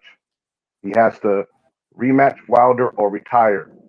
He didn't say he has to rematch Wilder or drop the belt. And again, I'm not speaking for myself or my opinion on it, but that can't be or this can be. I'm just repeating what was told to me by somebody who has access to Deontay Wilder and his team. I respect that. For sure. And you know what's crazy? Y'all would know it's hella funny. When Deontay Wilder was the champion, nobody pushed for Undisputed how they pushing for Undisputed right now since the white guy got the belt. You know what I mean? And it's funny how like now all of a sudden everybody's so interested in Undisputed with the heavyweights now. All of a sudden when Fury is involved, now it's, oh my God, it's the biggest fight ever. Oh, this and that. But when Wilder had the belt, he had to jump through fucking hoops and loops to even get it, to even be acknowledged. But Tyson Fury he get the benefits of beating Deontay Wilder, which they said Deontay Wilder ain't beat nobody. But now Tyson Fury is the biggest thing in boxing because he beat a nigga that couldn't box. I mean, this shit is fucking ridiculous, man. You know what I mean? If we just break this shit down, this shit is all ridiculous. He's the best fighter in the world, right? They say they gave him the ESPY for beating a nigga that everybody said can't box. Ain't that some shit? Ain't that some shit? He the best boxer in the world. He beat a nigga that couldn't box. These motherfuckers, man. These motherfuckers, they're trip. But the problem is we put too much relevance on what other people talk about who don't keep shit real. We know there's a side of shit when there's racial lines pushed on shit. And with that understanding, why give two fucks about the lies put out here by bigoted whites that put that shit out? The voice is over here with black folks. Wilder controls everything that shifts within heavyweight boxing. regardless of who they get an SB to. Them SBs don't mean 2 bits of shit. Regardless of who they throw on the pound for pound list, nobody's a pound for pound fighter. That's all suggestive bullshit. But I think with black people, the shit that pisses me off when I see on the internet is black people have a failure of realizing their power on shit. Black folks have a failure of realizing when their voices are strong. We sit here and sit back waiting to hear white folks give us credit for shit. We don't need their credit. These motherfuckers, the minute you don't give them the minute you don't rely on them is the minute they come running to you begging for your acceptance and shit. And also when it comes to even their shit, because you get a lot of black people, well, those are white issues. No, they not. When white people spew bullshit, black folks should be right up in their fucking living room to correct their fucking ass, because they find the need that they think they can come over here. When we speaking truthful and honest shit, not saying everybody black and shit speaks truthful and honest shit, because I see a lot of biases from black motherfuckers too. But the ones who know how to just keep shit for what it is, speak what your truth is. Stop giving 2 fucks about what bigots put out here, because you know they gonna always come with interference and shit. They words don't mean 2 bits of shit. And Tyson Fury ain't that big of a goddamn thing. But I think we should always be at the front line of shit to rebut a lot of that shit. But to cry about it, fuck these motherfuckers. You ain't gotta wait for the acceptance. We move the tick to everything. Everything that ticks in this motherfucking society ticks from what black folks in America do. We just don't come to realize the power we have. I listen to people in UK, people in Africa, when I look at all this shit, and I hear a lot of people picking up on everything that's trendy within America, but everything that's trendy in America comes from black society. Realize what the fuck the power is. But that's my thoughts on it. I'm gonna get ready to head to this gym too. I'm gonna be listening. Hey, listen. You know, right after you got done talking, I was finna wrap this shit up, because I was. Wait, hold on. I'm finna get the champ on the line real quick. I'm finna call him on the live right now. I know it's 4:00 in the morning over there, but I'm finna get him on the line. Hold on. Don't start no shit, DB. Hold on. All right. Oh shit. Gotta timestamp this. Champ, can you hear me? Hey, I'm on live right now. I'm not with Fred, but I'm on the Brother Kyle show, and we have some questions about. Can you hear me? Have some questions about the Tyson Fury, the trilogy fight. If he doesn't take this fight, does he have to retire? That's just the only question I got for you, bro.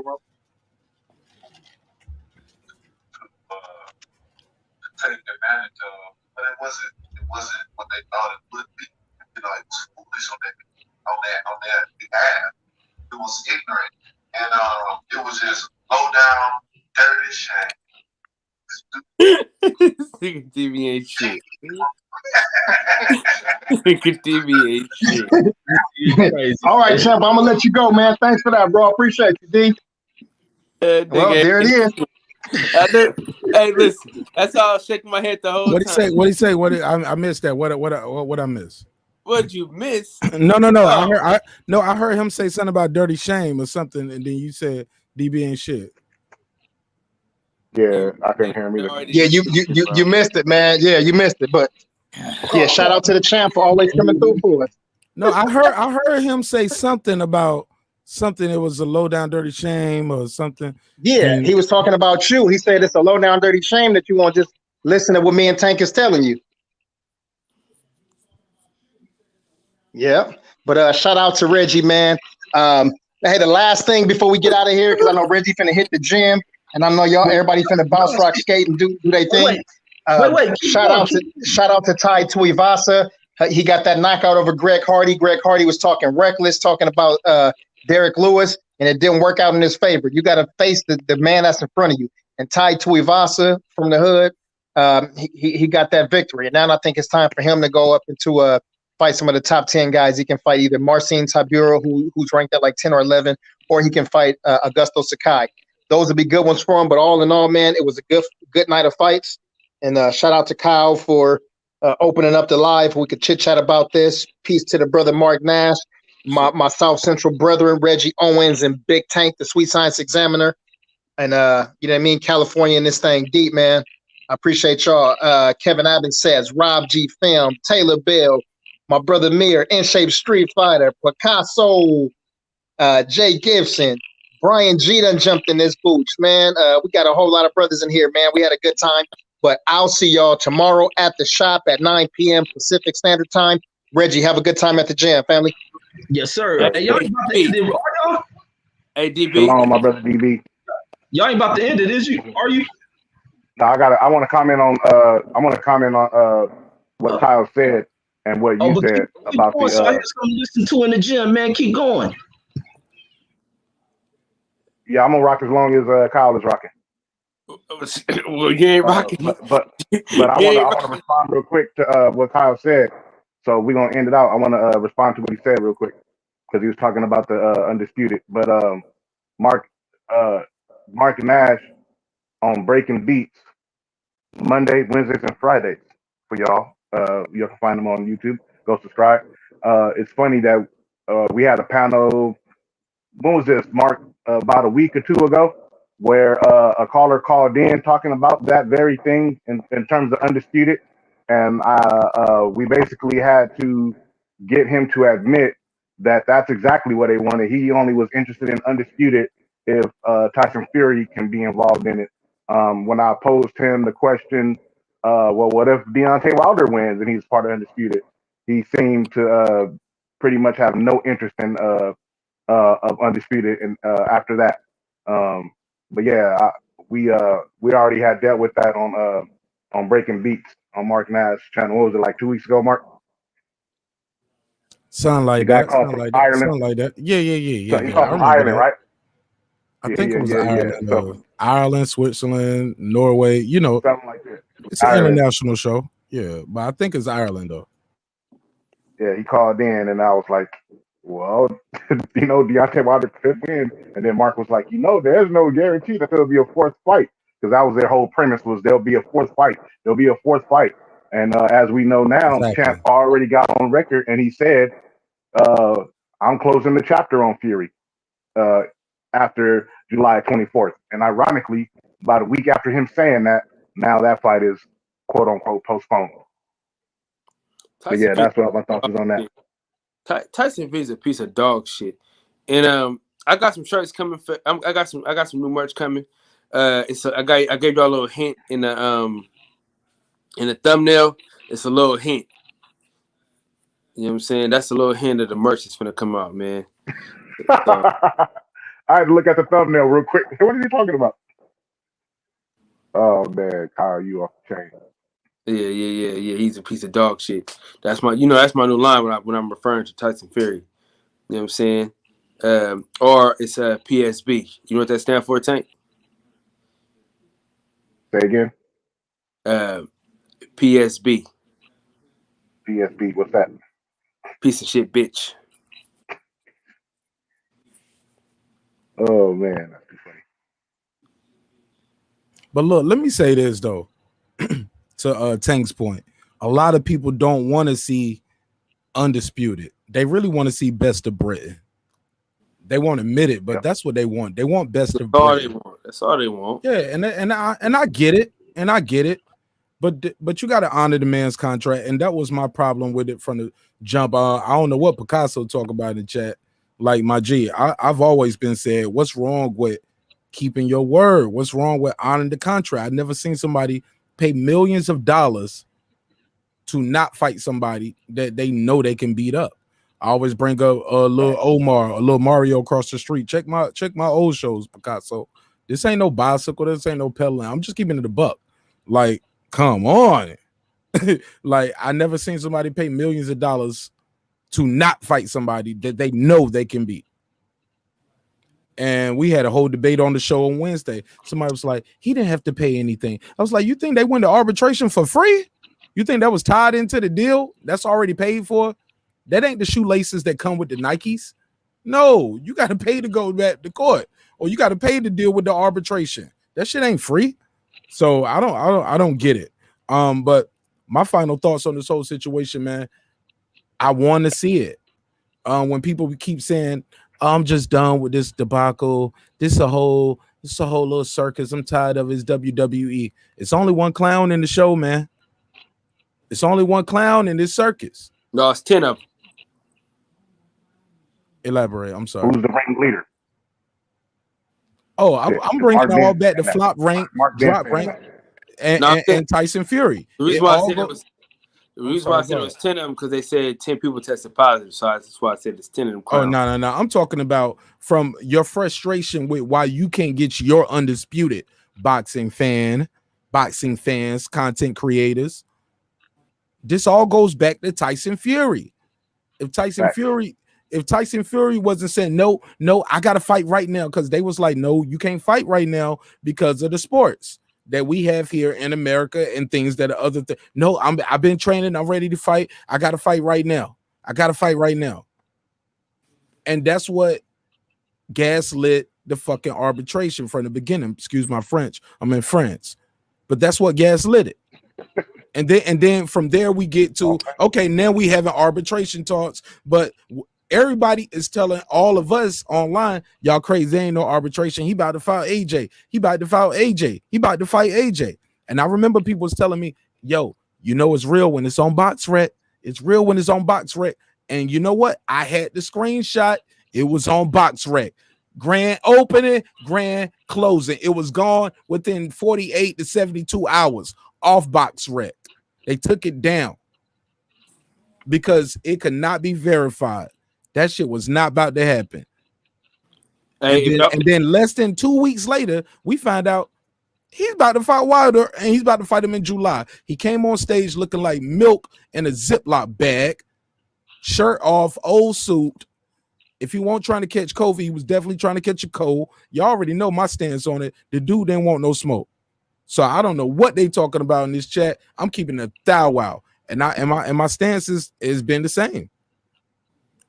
For sure, man. If y'all want to help out with the design, because it's gonna cost me. Y'all can hit that Cash App, man, and I'll be sure to put it straight to the design, not in my pockets, player, and that's a fact. But yeah, if y'all want to help out the channel, you know what I'm saying, send that to the Cash App, man. You know what I'm saying. The support is appreciated. But yeah, man, the shirt's gonna be fired up, bro. I can't wait to get it started. You got some mock-ups. You got some. Yo, the chat lit. They was like, he looked like old milk, chunky milk. Yeah, Tyson Fury looked like that milk that you didn't even know you had bought. Like, hold on, this shit's still in the refrigerator. Hey. Let me throw this away. He looked like butter, right? Like when you churning butter. Like if you're from the South. You ever seen your grandma churn her own butter, great grandma, nana, mima, whatever you call her, churn her own butter before she put it in the refrigerator and she shape it and she form it and put it in and wrap it up in the foil and the saran wrap. It's all lumpy. That's how Tyson Fury looked in that. Why he have his shirt off at the that motherfucker looked like he just had a baby though. He really looked like, you know how like first trimester. No, he didn't have the baby. No. He was first trimester. First trimester. This is what I'm telling you. You know how when women have their babies, they have the stretch mark belly right here. They have the stomach fat right here. They look like a bagel and shit. It's like I want to say like a C-section damn near, but like it stretches your Tyson skin. Fury in that bonnet game. The little oatmeal pouch looking area. Yeah, dog. He had like a little like pregnancy, like he just had a baby. Like he had the stretch marks, bro. Tyson Fury looked like he was an extra in the movie Hangover. Like he was one of the dudes that didn't quite make the cut. Or have you ever seen the Real World Road Rules Challenge they used to do on MTV? He looked like one of those white boys that they had around and just jumping off the pier, jumping off the cliff. You know, he looked like he's on Room Raiders. He looked like he's enjoying his best life. He was not ready to fight somebody for a damn championship title, bro. He didn't know what time it was. When he got on stage at the press conference, he was like, it looked like an oatmeal cream. My cousin was on them tips. That's exactly what it looked like. Hey, that's exactly what his stomach looked like, bro. Shout out to Third Coast Royalty. The oatmeal. That's what I said. Yeah, he had the oatmeal pie. The oatmeal belly. That's what I call it, the oatmeal belly. The oatmeal cream pie. What you call it?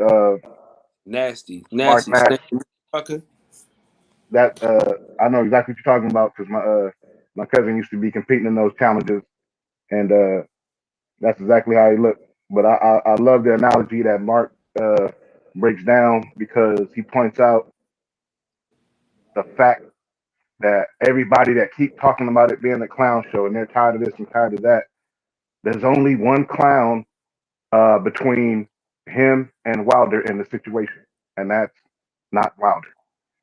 Oh, they're gonna flip it on Wilder though. I'm sorry, Tank. Yeah, but let's the reality Tank, is what Mark quote Nash right keep though. pointing out.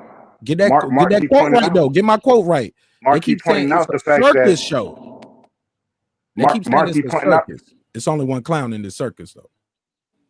Mark keep pointing out the fact that when it comes to making the fight between the two, there's only one person that is constantly trying to avoid fighting the other person, and it's not Deontay Wilder.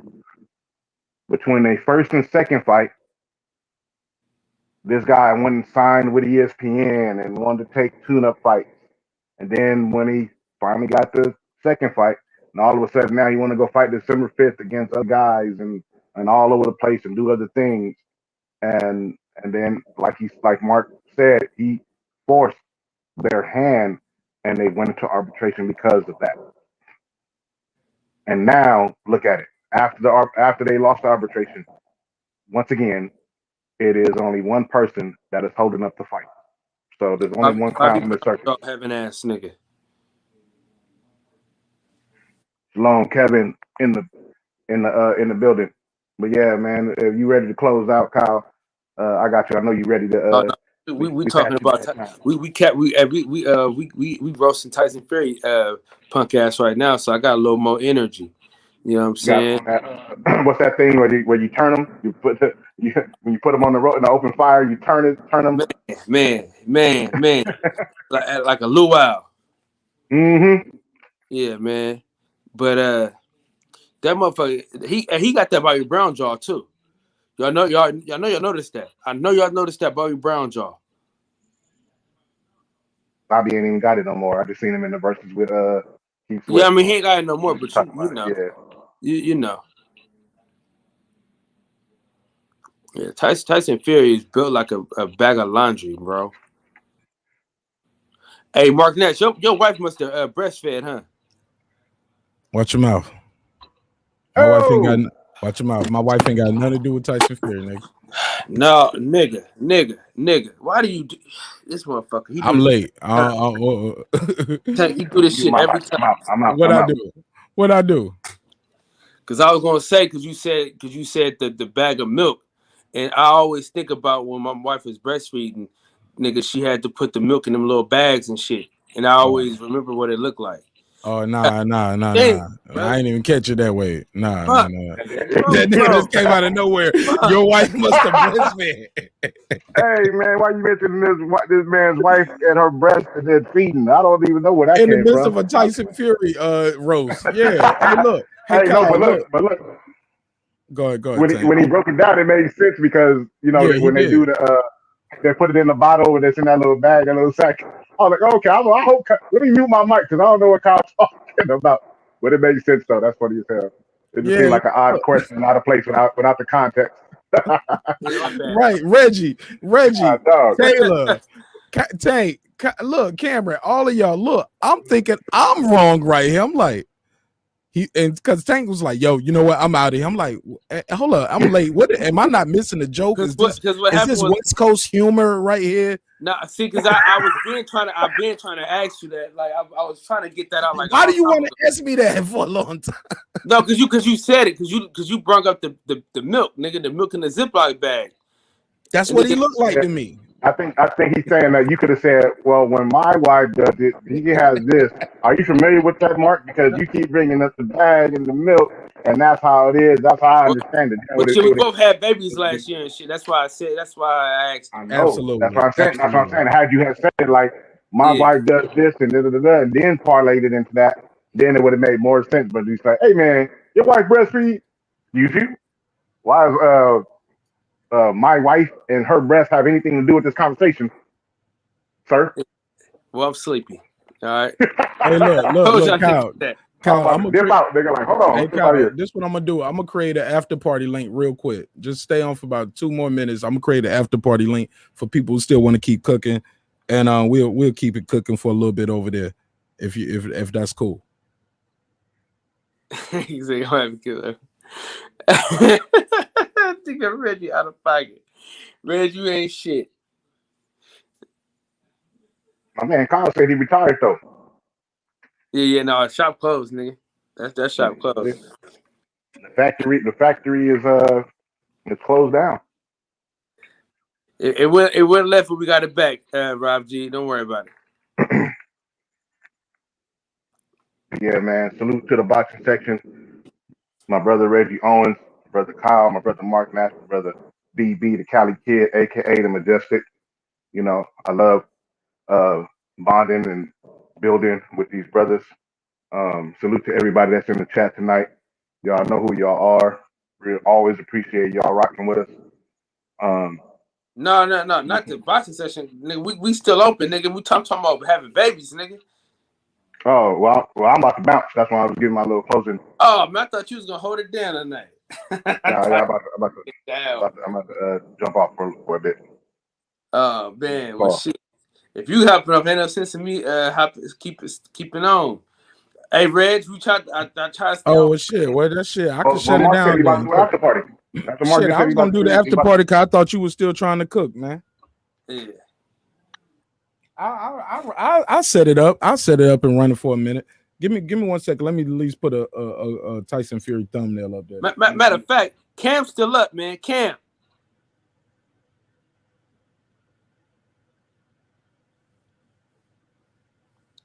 Yeah, y'all can find me at the Sweet Science Examiner on YouTube, Instagram.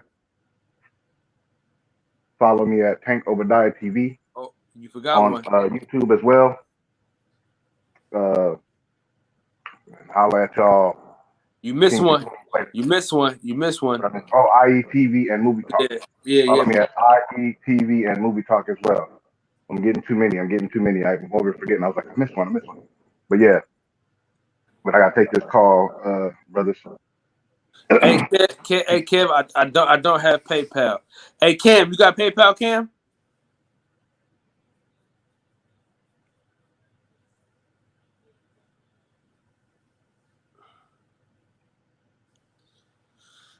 Yeah, man, I'm trying to get this design out quick, man. I'm trying to get this out quick.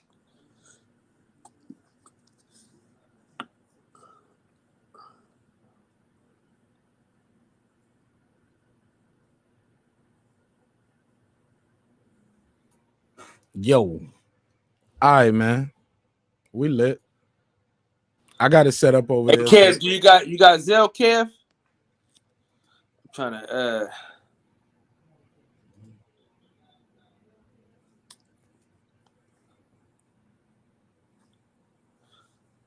Kev wants to support the channel, so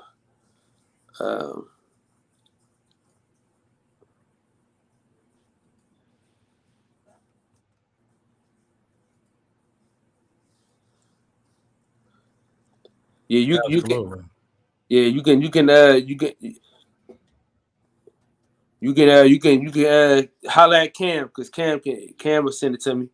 I don't have Zelle or nothing like that, but Cam can definitely send it to me. Man, we got 36 motherfuckers in here, man. It's kind of hard to get off. Pause. Hey, yeah, but look, I did start the backup one just in case anybody want to beam over or if you want to shut it down. Either way, bro. So, but I got my timer running over there, so it's cool. And I just started again if need be. Yeah, man. I saw you broadcasting. You had your eyes closed for a minute, my G. You was sitting up there. You was like this. Yeah, and nigga, hey, you know, every time I cut the camera off, nigga, that's when I had dozed off real quick and shit. Nigga, you was out, big. You was out, fam. You was like.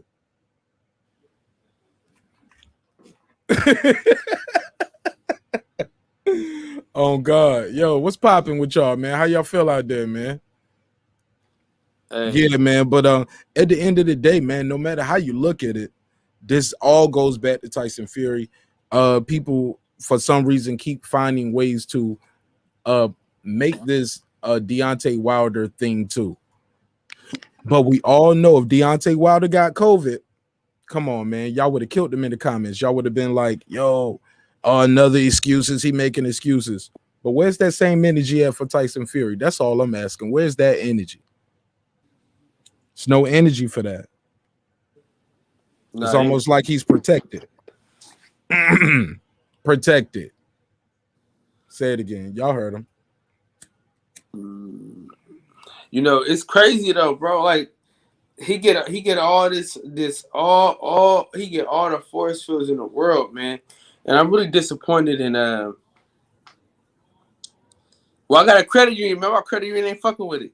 But what type of niggas? Like, I'm just disappointed in Andre Ward, man, that he's giving him so many passes, dog. It's really sad to say the least. You know what I mean? He gave him so many. He gave him a lot of passes. A lot of passes. What you mean though? What you define passes? Like, you know, he so when niggas was in a bubble, nobody had their whole team, right? So now all of a sudden, Tyson Fury get COVID, right? He says, "Oh, I would have done the same thing. I would have backed out because for a fight like this, you need your whole team." But Deontay Wilder can't box. Deontay Wilder is easy, right? Ain't that what they said? Right. They said, "Hey, matter of fact, Kev, who don't got Cash App, Kev? You know what I'm saying?" Hey, I got some dudes in Canada. They don't be fucking with Cash App. They got PayPal. I did some work with some guys out of Canada on this YouTube thing, and they prefer PayPal. Yeah. But yeah, man. It's crazy to me though how he ain't shit, and his mind ain't right, and he ain't mentally ready for this and all this shit. But then when it's time, he get let off the hook.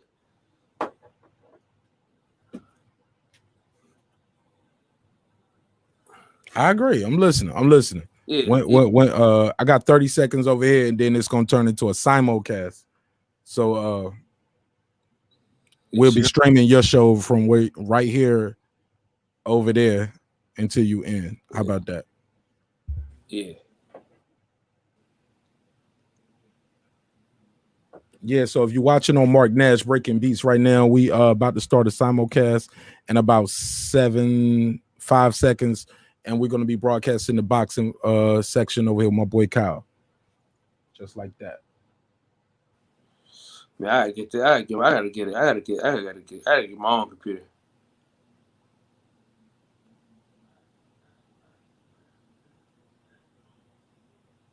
What incident happened?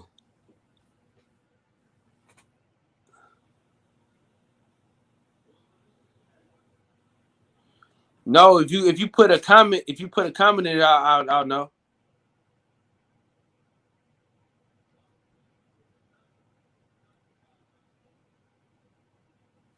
Yeah, but I for sure, if you put a comment on it, then I'll know that it came from you. You just gotta tell me.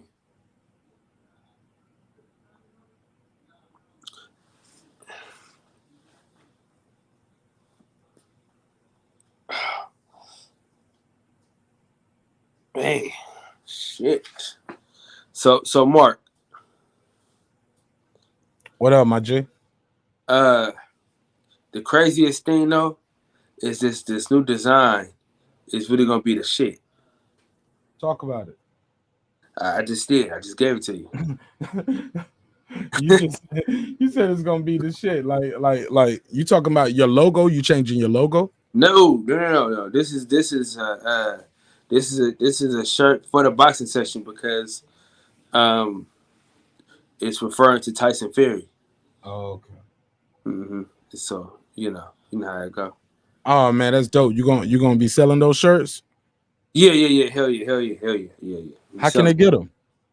Eventually, I'm gonna figure out how to send shit, man. I gotta figure out how to send some shit, man. That's what I gotta do. Learn how to do is take my ass to the USPS and figure it out. Oh man, that ain't that hard. Holler at me offline, man.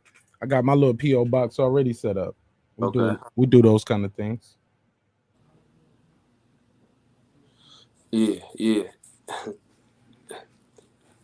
Definitely. Yeah, if you look at the thumbnail, Mark, that's just a little teaser. Okay, let me see. Okay. Oh, what's on the thumbnail? Okay, I see it. For sure.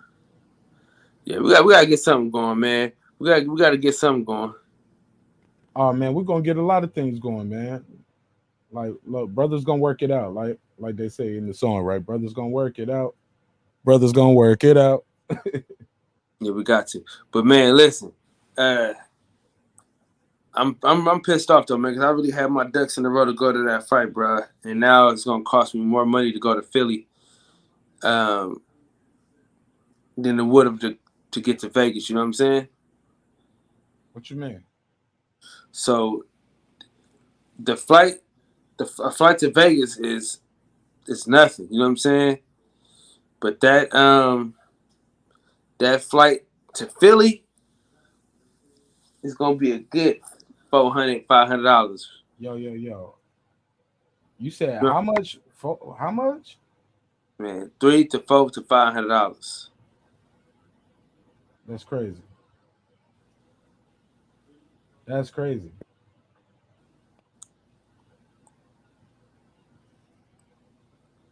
That's a big jump, bro. No, for sure. Started website. Man, Taylor Bill, if you don't send that to me, man, on Instagram.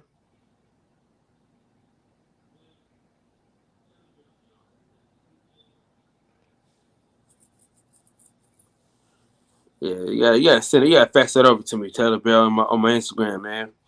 We got Instagram and shit. I ain't gonna lie, man. I ain't gonna lie, man. I be getting this burst. I get a quick burst of energy, boy, and then I be like sleepy as hell right after. All right, let me fix this real quick. Let me do this real quick.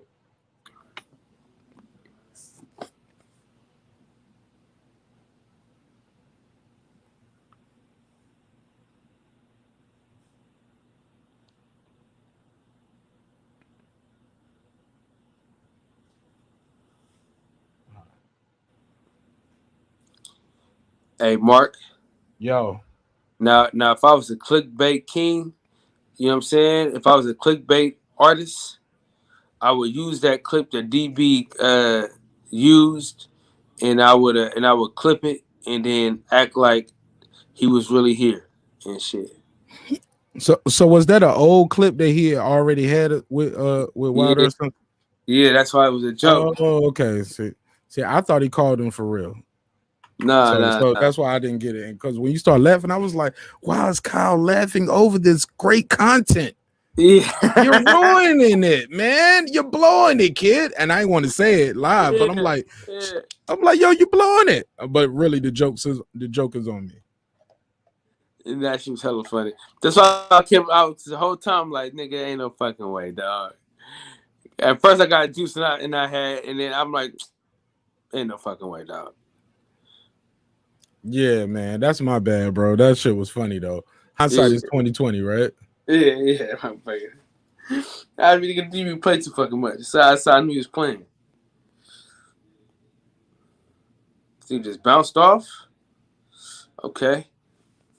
Well, shit, I'm about to end this shit. If Mark, if you out, shit, I'm finna be out.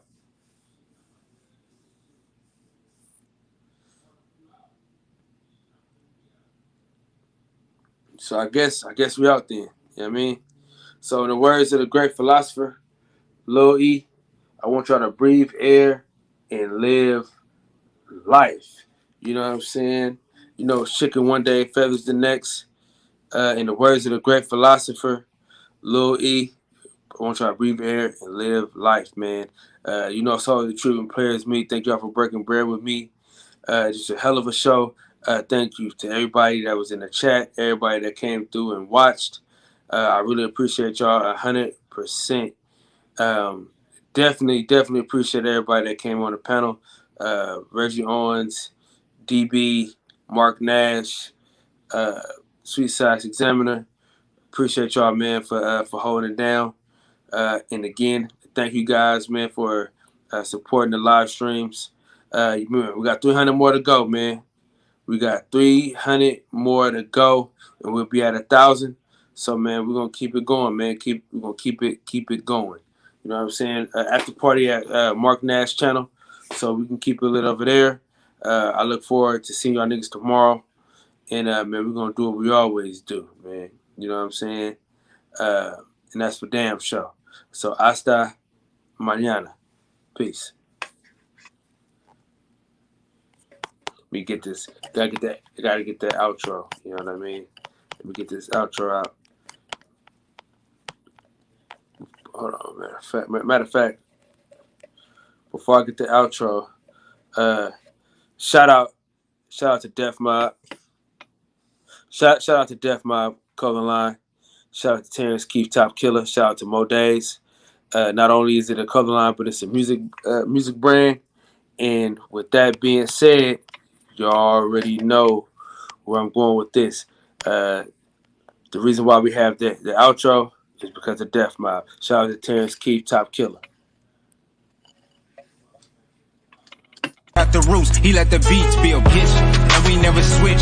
Even if I'm rich, I'll be broke like I'm Mitch. Niggas talking down, but that's headed in the wrong direction. But I knock that shit out like the boxing section. Cause they can't touch what they can't see. All I gotta do is be the same me. All I gotta do is keep it G. Always be the same me. While I'm solid, boy, they can't change me. No.